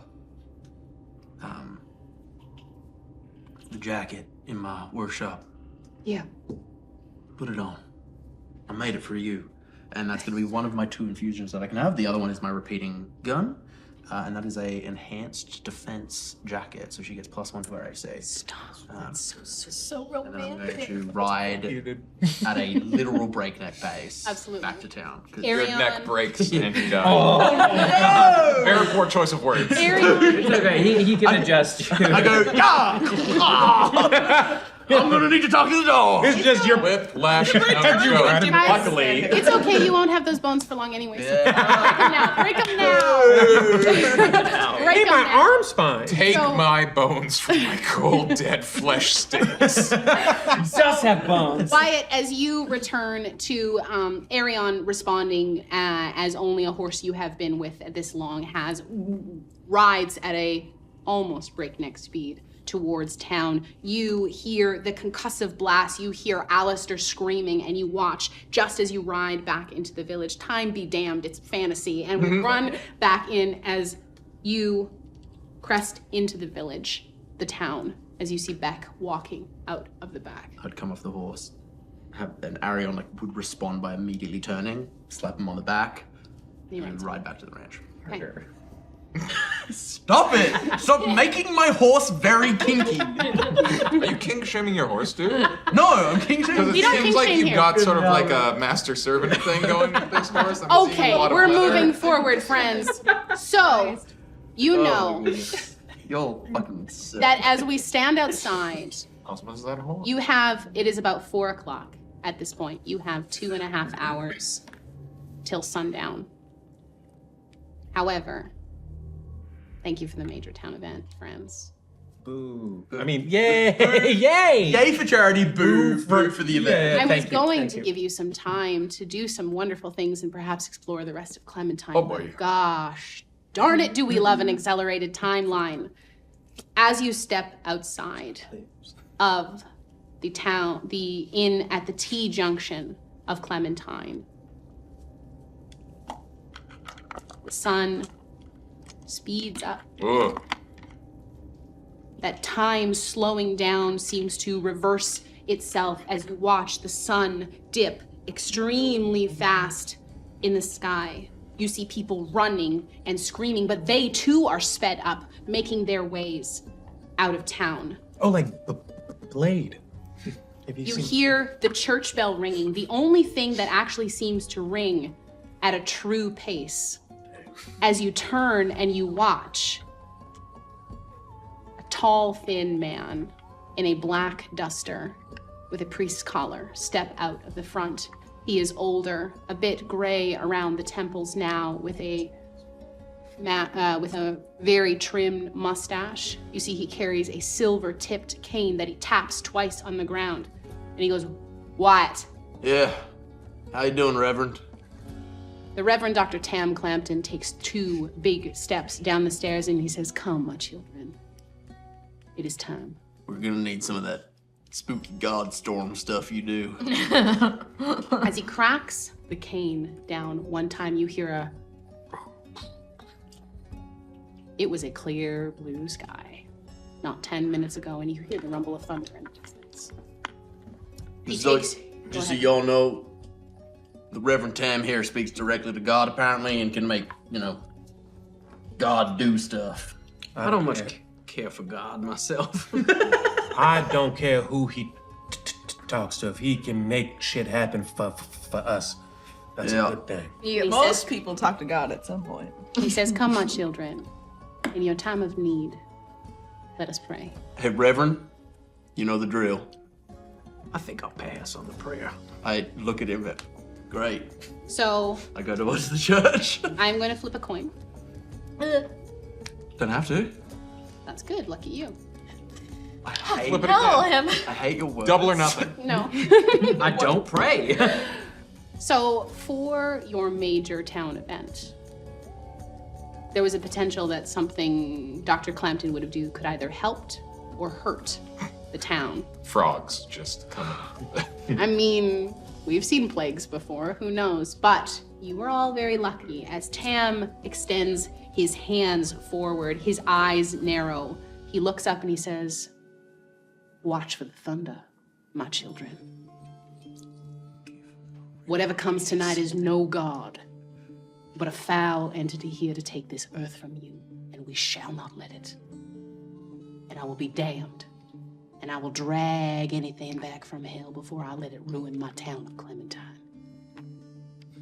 He grants you, Oh boy. Granting disadvantage, like you said did last time. he grants you 8 temporary hit points that stack. You have temporary hit points already. You're going to need them. And he has 3 small Bibles in his hand as the components for the spell Bless. Who would like Bless? The spell what? Like to be able to cast it? No, he's essentially casting an extended version of the spell Bless on you. So, how does that spell work? It is a 1d4 to your attacks and saves, if I remember. I know this, ma'am, sure. 1, 2, 3. You have 3 small Bibles, and you see as you open them, they are not printed. They are written in Tam's own writing. And as you read them through, it fills you with a might like you have never known. Could I flavor how Wyatt does it? Absolutely. I feel like Wyatt, in classic like gunslinger fashion, doesn't read it, but he places it in his brain. Yes! Yeah. He's Yes! like, that'll stop a bullet. He just like slides it in. He's like, that's thick enough to stop a bullet. I can't read, but I'll just trust you. Thank you, everyone, for the major town event. I am really glad Tam Clampton helped these wonderful. What like was the the idea of- +4? Sorry, what was It's a +4 to your attacks and saving throws. D4. Or D4, sorry, a D4 to your attacks and saving. I like the idea of Enda just like looking at the words, being like, I never did know how to read. As a Very good at a playing. doctor, having a doctorate in literature, oh yeah, of course. Dr. Burl PhD. Langer is thrilled to finally knock this book off his reading list. Fuck. Oh, that's not bad. As the Reverend That's not how it happened. places these Bibles in your hands, How I would and he goes, Got notes. "I have my own work to do. I shall return to the church.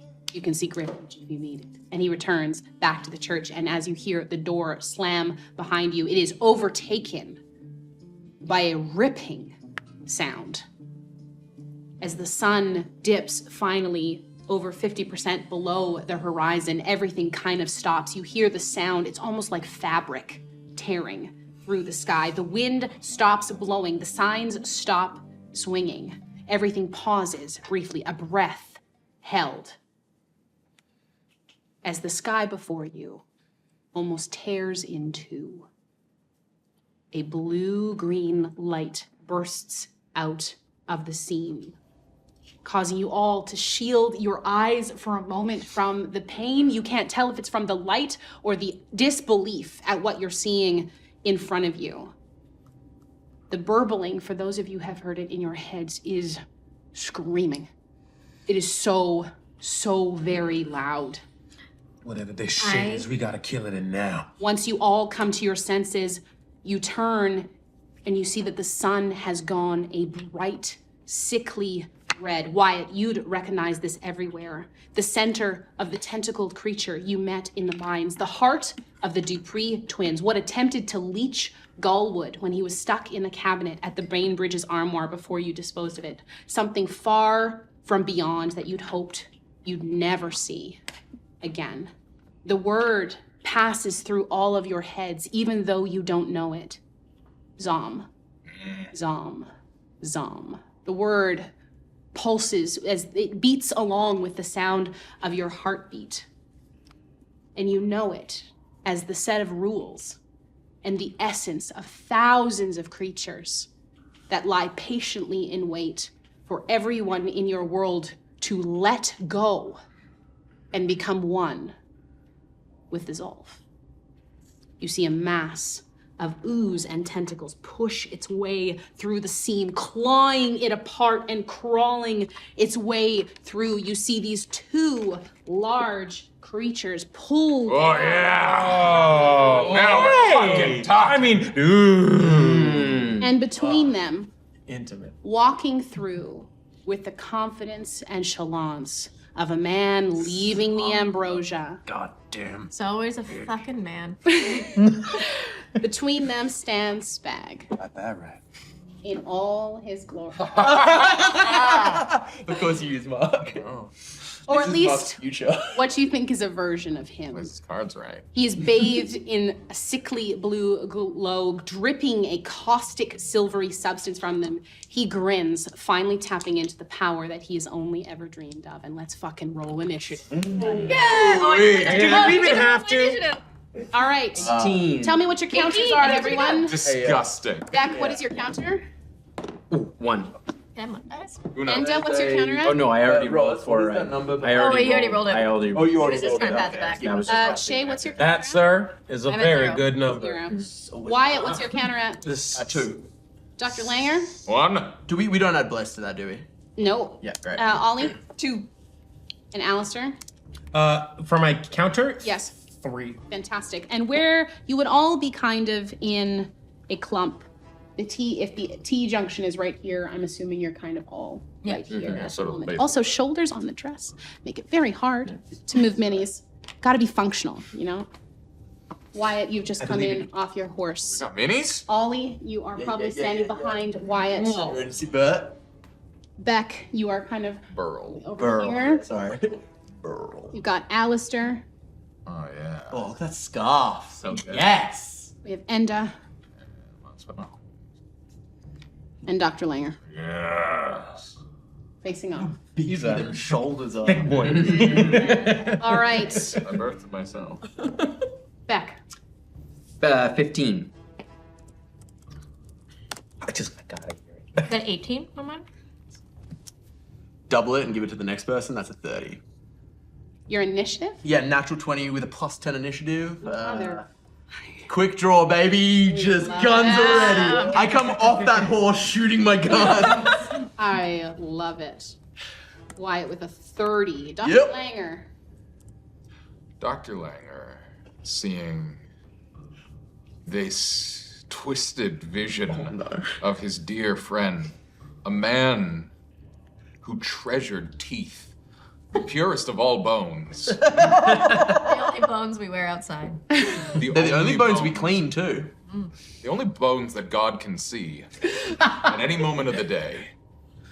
To be here, decalcified and without structure, both physically and morally, and there's no difference. Dr. Burl Langer is taken aback with a shook. critical failure. Whoa. The nat 1 for a 5. Damn. If you want to add all the other Dude. rigmarole. And I also have to pee both. Drink water and I'm scared. Alistair. My initiative, while not as lavish, was a 14. 14. Amazing. So we've got Alistair at 14. Ollie. 13, and I'm quite concerned about what's going on at the Ambrosia. Okay. And 22 for me. amazing. All right. Wyatt, you Yeah. are up first.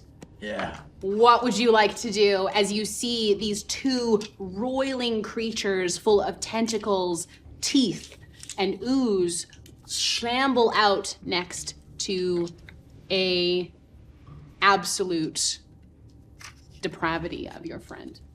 That ain't my friend. I was like, fly off my horse. Hammer's coming back, and I'm just gonna fan them. I'm gonna make a sharpshooter. Oh, wait, I need to roll my d8. You sure do. Big money.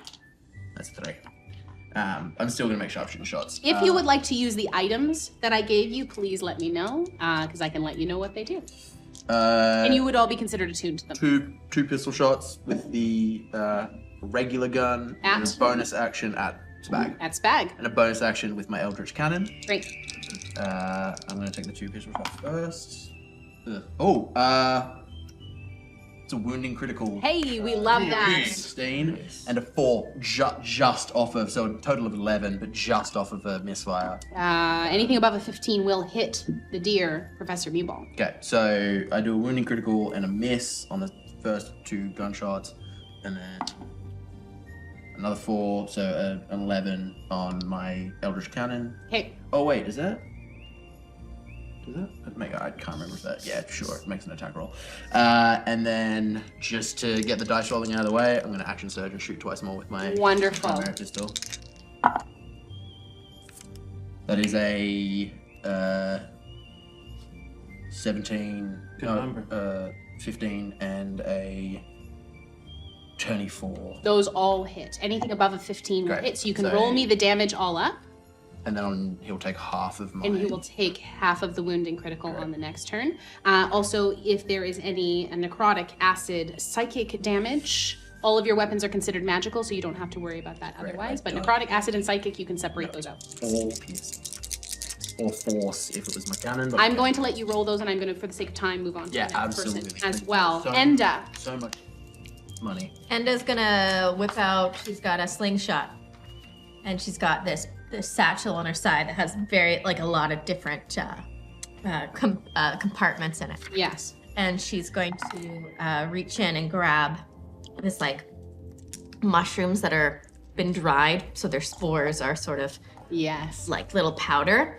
And she's gonna take her slingshot and she's going to cast the mushrooms. It's going to create a 150-foot cube of hallucinatory terrain. Yeah, we love around all of 3 of those creatures in the middle. Amazing. So and I'm going to say I'm making it looks like because the spores generate heat, they think everything's on fire. Amazing. Fantastic. Okay. So you watch as, do they have to roll any saves with that? They can roll a intelligence check or an investigation check to see if it's real. Okay. What's the spell save DC? 15. Okay. Spag, eyes wide, turns and looks very, very afraid.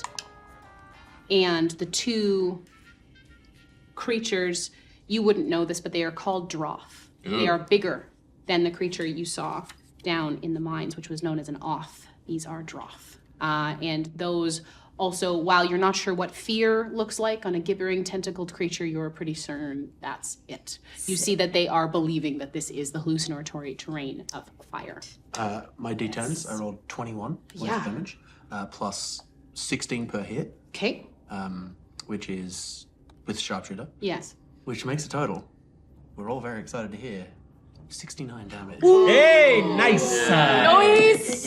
As you drop these spores around, you just hear as you watch Spag take bullet after bullet as he reels backwards and almost drops down to one knee. The bullets seem to both impact but not fully go through as flesh would be, but he, and that's not saying that it's resistance or anything like that, but he took a big old hit. My goodness.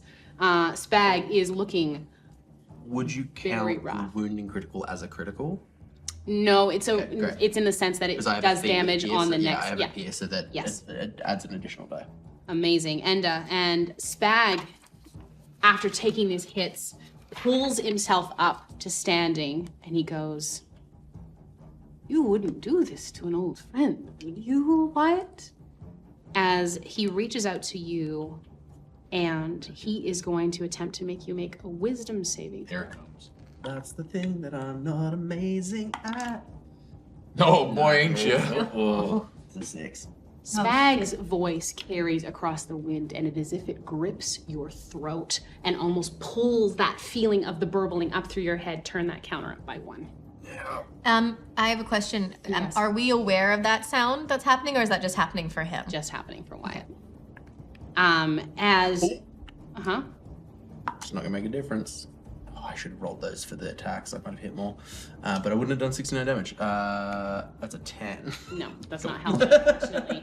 Really built it up like it was going to be something. Truly forgot about Blast. Spag's convert ability succeeds on you, and as a master of his domain, he uses both of his, off the free action off the top of his turns to command the Droth to move forward. Gosh, would you know that these things can climb too? No! Move forward, up this way. Gosh. And they come right up against Enda, and then the same with movement, they come right up against Beck and Allister. There. And it's not even their turn yet. My goodness, Spag, as his action. Wonderful. He is, after looking at you, he is going to look to you, Enda, who's dropped this. You see him almost reeling from what he feels like is fire, discerning that is coming from your direction. And I am going to have you make me a Constitution saving throw, please, as you hear this word come out of Spag's mouth in a language that you do not understand. I get I get +4 on You do. saving. Thank you. That's 8. Unfortunately, that is not a success, as Spag lets out a decaying word of far speech that hits you, and you are going to take some necrotic damage. Oh, shit.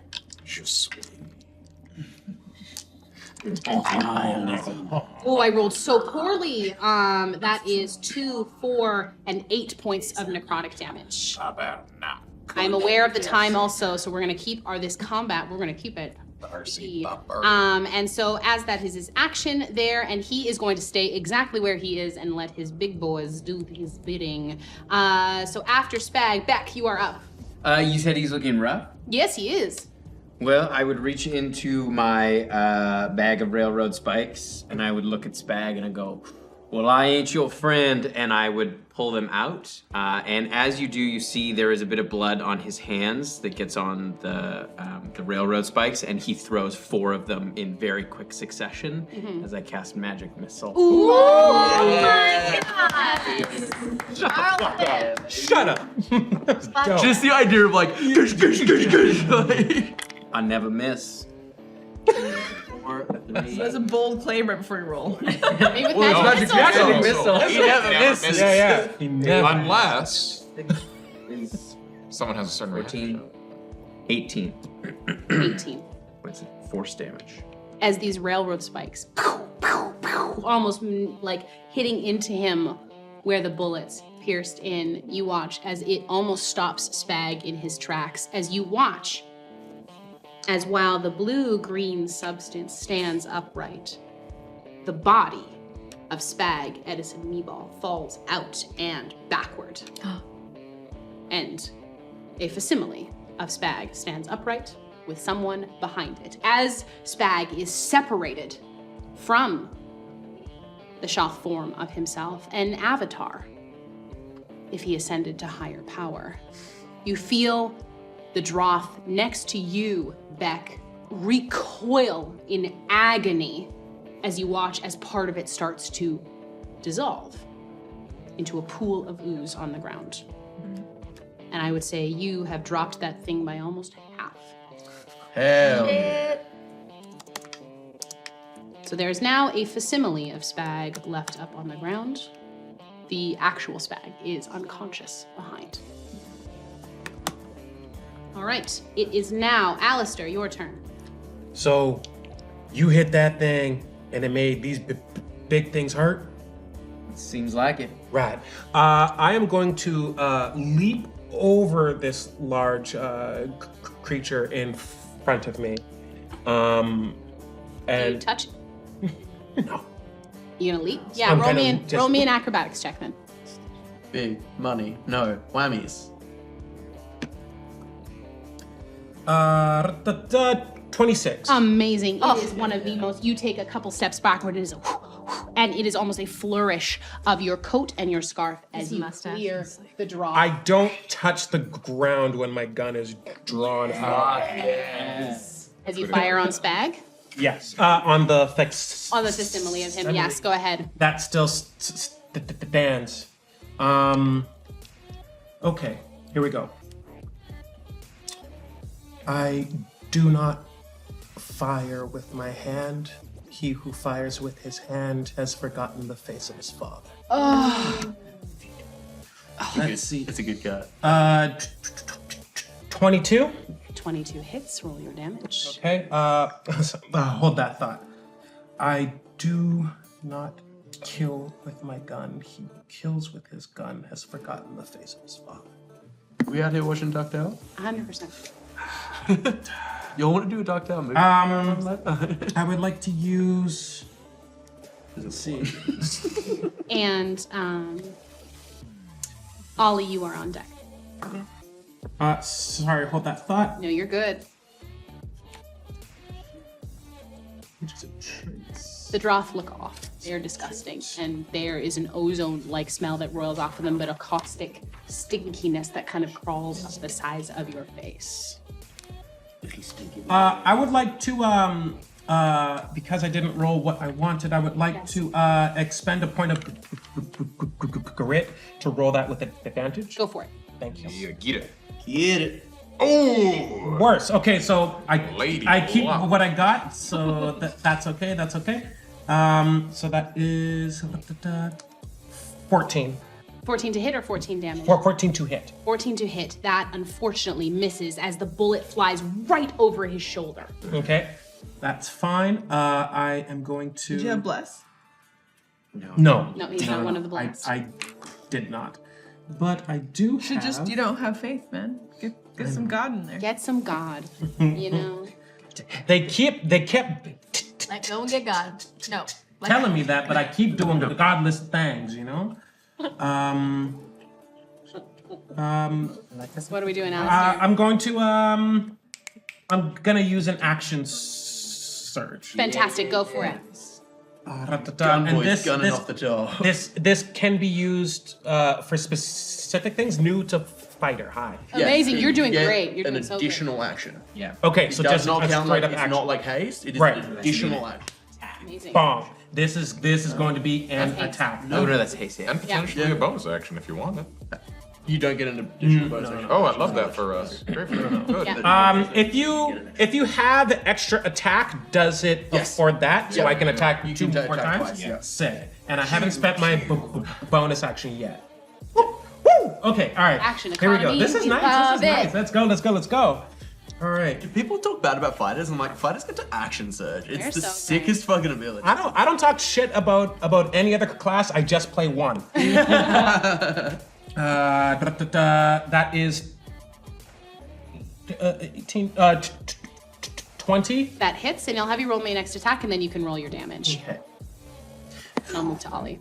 Oh, that's cocked. Sorry. No, go ahead. No, that's not great. So 12. So that does not. Does not hit. That I'll is- have you roll your damage, Yes. and then I will move to Ollie Yes. here. Ollie, what are you up to? Bonus action healing word on the human being who just fell out of the goo. What is the healing word that you send his way? All of her healing words are musical terms, so Amazing. it's Dolce. Dilt. Healing word. And how many points is that back to the wonderful Professor Spag? That is 6 points. 6 points of healing. You just hear a at the ground behind the facsimile of the person standing over it. And I'm just trying to get a read.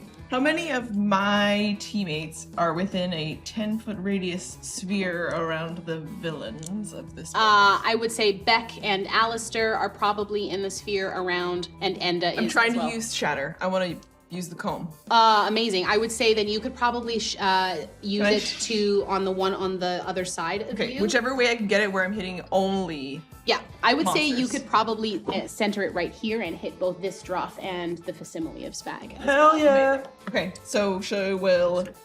She's been thumbing that comb Yes. just a little bit as this terrifying moment is happening, and Yes. she's hearing the melodic notes just kind of echo on the wind. And as she sees them come in and knows that now's her moment, and she uses some of that to make a chord happen, which is how Dolce happens for the healing word. And then she uses the rest of it. She just pulls it across in the way that will break this cone. Break it. So you can cast Shatter at 5th level. Yeah. Okay. Okay. Ooh. Is that a save on my part? They make a Constitution saving throw. Oh boy, we love a con save. But they'll take half damage, so I'll just start rolling. Yeah, start rolling it. Okay. Oh, that's a big old failure for that draw. And let's see what that. And that's going to be a 16 for the Facsimile of Spag. Okay, so 15 points of thunder damage. Okay. So does 16 beat it? Beat your spell save DC? My spell save DC is 16. Okay, so meets it, beats it. So so it is, and that's halved otherwise. Correct. So that any creature made of inorganic material like stone, crystal, or metal has disadvantage on their saving throw.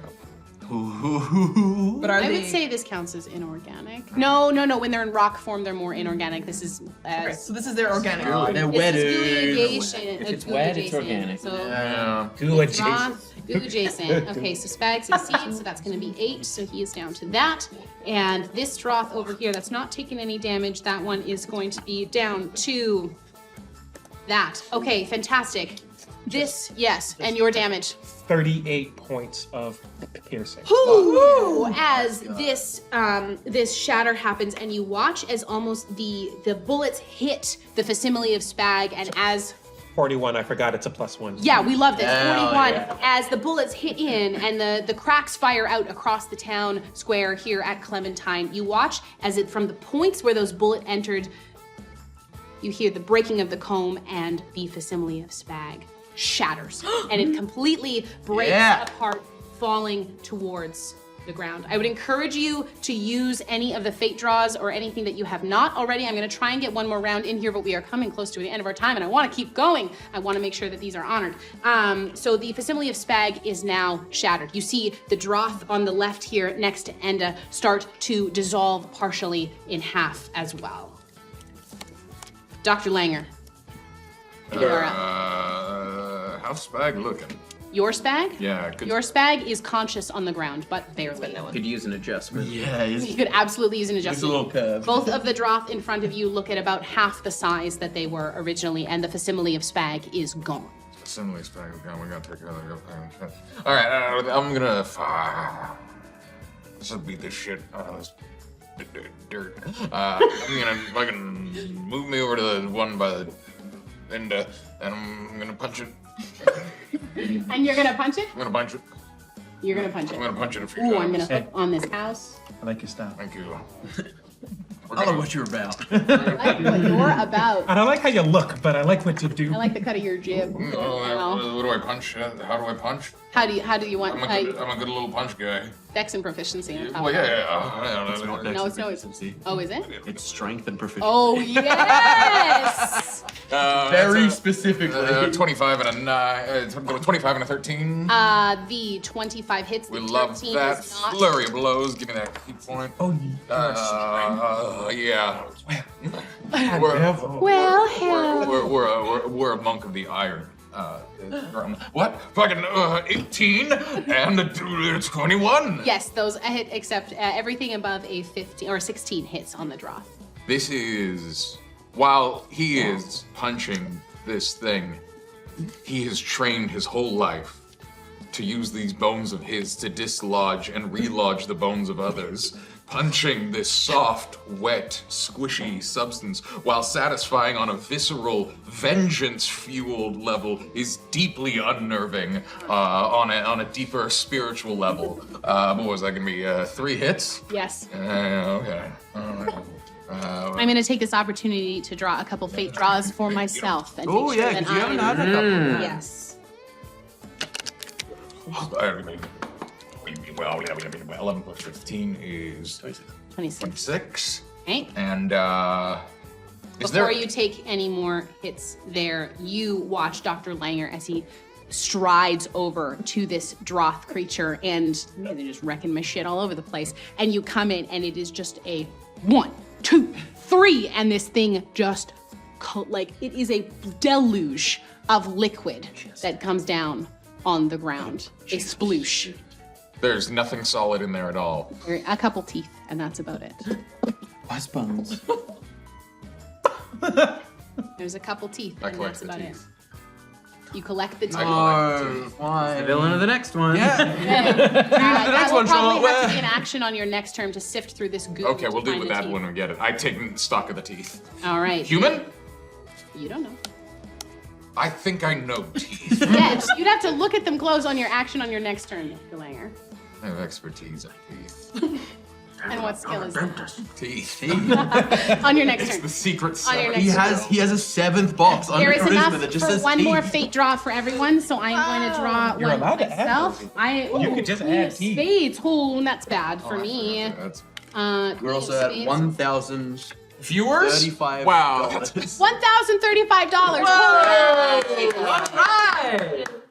We doing good around here. I have disadvantage on the next 2 rolls. Love Jack that. of Hearts, you have got, This is a good one. my dear, you can use a reaction to half damage of someone next to you next turn. Queen of Demons. Queen of Demons, you have advantage on 3 rolls of your choosing. Ace of Hearts. Ace of Hearts, you have a divination portent. Roll 2d20 and So you can replace any Those came in rolls. so good. They were No. very, very handy. King of Hearts. 9 and a 12. King of Hearts, you have double skill proficiency. You have essentially expertise on 1 skill of your choosing for the Oh, okay, thank Yes. Oh, Ace of Ace of Spades. Isn't that You the bad one? have, somebody rolls your d20 rolls. For the next d20 roll, somebody rolls yours. I got it, Queen of Hearts. Queen of Hearts, you've of got the Hearts. next time you deal damage, you deal an extra 1d4. Hell yeah. I have a question for Yes. advantage. Yes. If I roll an 8, which is a critical for me, because of my weird gun, Yeah, your weird gun. You can keep that. even if it's not the higher. Yeah. Sweet. Yeah, I make the rules here. I made you your weird gun. I love your My weird gun is weird and it kill crits at this weird places. That's okay. So I have this 4 draw critical is numbers. now no more. Hell yeah. And you have Okay. this last one over here. We have next in the initiative order, we are at top of the round again, Wyatt. I'm gonna spin. It's gonna be the Eldritch Cannon first. And I have advantage on all 3 attacks. You absolutely do. And blessed, so we're hoping for big numbers. It's double 16, so it's a wounding critical. Wounding and that's- criticals, yes. Oh, it hits anyway, so I don't need to worry about the blast. And then the pistol. That is a 1920, Yes. 30-20, Yes, and these are all sharpshooters. yes. Oh, bad. Oh, Amazingly bad. That is a total of 10. That so I it miss does on not the hit. last So shot. I'm gonna let you roll your damage there. Yes, and I didn't crit. I wounded crit. Wounded Great, critical. great, great, I don't know if great, it'll make it to the wounding critical, but let's roll up your damage. Enda, what would you like to do? Okay, I bust out of my sack. I have this big ball, and it has different compartments in it with different elements. Sorry, importantly, it moved back 15 feet because I hit it with my Eldritch Cannon. Sure did. whoa. I'm Okay, gonna. Generous. Thought it hit. I load it into my slingshot Yes. and fling it at the creature. And necromantic energy washes over them, draining them of moisture and vitality. Oh. And they're so moist. There's cinnamon They're in so there. fucking moist. Yeah, there's a bunch of different, cocoa is hydrophobic. Bunch of shit in there. Sharpshooter's fucking Some weird Like cinnamon, the cinnamon challenge. The cinnamon challenge. It's I just- cinnamon. it's And just- what is the spell that you are casting? I'm casting Blight. Ooh, we love to see it. Just a And that's a whole bag con of save from my cinnamon part, right? Yeah. That's amazing. Con And save for I me. deal 52 points of damage. Ooh, we have, that is a 18. And that is against my. Oh, okay. So you pass. But it's still half damage. Half damage. So you're gonna need 4d. Oh, roll make it a 5d. 12. Base 12. Ooh. Yeah. Give them the Haitian roll. So that would Oh be wait, I'm trying to fuck this up. Make it a 9. a 9 plus 9. It was a 9 that I rolled, so it was an 18. Make it a so- 12. Put them together. I want to make it a 21. 21. That's blackjack, baby. Is any of it helping? I'm No. 15. Sorry. Yeah. What am I I don't know rolling? what's How many- happening. So we're doing half. So you're gonna do 5d8s then. Great, 5d8s. Coming from a That. night shoot team. 1, 2, 3, We're doing great. 4, and oh my gosh, 5. Here we go. I will roll that for myself. We've got 7, 10, 15, and 19. Ooh, my goodness. As Enda flings this pouch towards the Droth, this completely hydrophobic powder just showers over top of this creature. And you see it start to it's like a gasping sound, a suffocation, a coughing sound as the small mouths that you see start filling. The teeth are like pulling apart as you see this thing barely holding itself together. As we look towards Spag, Professor Spag Edison Meatball stands up. You see that he looks more his former self than maybe he has been in a long time. There is something different about him, however. He contains a red ball, a red pulsing orb in the center of his chest. He seems to be in control of his faculties as he reaches his hand out towards the Droth that was previously under his control. And you see him crack a tooth in his mouth as he holds his hand out and he says, "Be gone," as he casts suggestion on the Droth. Whoa! I've redone his spells because I didn't have his character sheet. Yeah. So Destroyed right out of Space town. Marines. We killed Spag. I ain't paying for the subscription. All I need. ooh, that is bad. That is bad against Spag's current spell save DC, which is high. Spag is very powerful now. Kill Spag. Yeah, because a 10 wouldn't do it. Remember, 10 didn't beat the DC, so it must be really high. As Spag utters this word, as he walks towards this creature that used to be under his control, the creature quivers. And it is as if you see a moment of uncertainty in a pile of ooze as it collapses and liquefies on the ground. Spag falls to the ground, clutching his chest. And he looks at all of you. Spag, we had a conversation one time. It's now that time. No.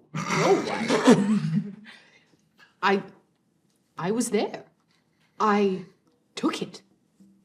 He looks down to the center of his chest. It will come for me. I stole a Zom from the Avatar. The Zom, The fuck does that mean? I know things. I cock the hammer of my gun. Stay. I haven't put mine away. You all feel calmer in your minds than you have had before. It is not as if this entity that sits in the center of Spag's chest is an entity other than himself. It is his. It is his Zom. Turn this thing into not a 3. Can we D3 our 3s? D3 or 3s. We get rid of them 3s? I feel calm, but like how calm? Like how Yeah. how calm? Numerically from 3 to 0, how calm do we How feel? soft are the bones? Sorry? Spag Okay. Okay. cracks his knuckles. I uncock the hammer. Professor Meatball, and I hold my hands up. Are you in need of surgery? Looking at the thing in his chest. Not surgery, but an adjustment. I'm gonna get over there. How's his bones situated? He What's looks the quite. situation with his bones He situation? looks quite. I'll let you make a medicine check. Oh boy. How are bones situated? I need to know about bones. He's 22. His bone structure looks impeccable. What's He it- looks like a younger man. How does this There is no bones in that. It is a circular object, probably about the size of a large grapefruit, embedded into the center of his chest. It does not seem to pain him. It does not hurt him when you touch it. Does it get in the way of the chest plate? Like, does it replace the chest plate? Chest plate. Like the bones, The sternum. chest, the sternum, and I would say it is as if Ribulatus genus? the rubulatus congenus. I would say that his sternum still exists, but it is as if it has moved around it. Right. When you say adjustment, do you mean removal? It is interrupting the Maybe- flow of your bones. Maybe not yet. Maybe there is something we can learn from it. Spag. Spag, I don't know about that. I feel more in control than I have in a long time. What I happened? admit that. That's what you said when you ate the fucking goo, and then you were like, "Oh, this is a great choice." And We require surgery, grappling strike. I was gonna say it is such a fucking power play to be like, "This is my character; it can live or die in my hand." Crack. 22. Also, I killed your son. Your goo son. He doesn't seem to flinch at that, but it is almost as if his body doesn't. It is as if it is like a exploding heart strike from Kill Bill. He pauses, and you grab your hand around the Zom. Do you try and squeeze it? No, I want you to remove it. Make me a Constitution saving. No. Absolutely. Why do we always end these with him becoming the villain? 17, baby! Good number. That is not enough. Oh, yeah! I read the good book today. How's an 18? That is. I love that. That's really good.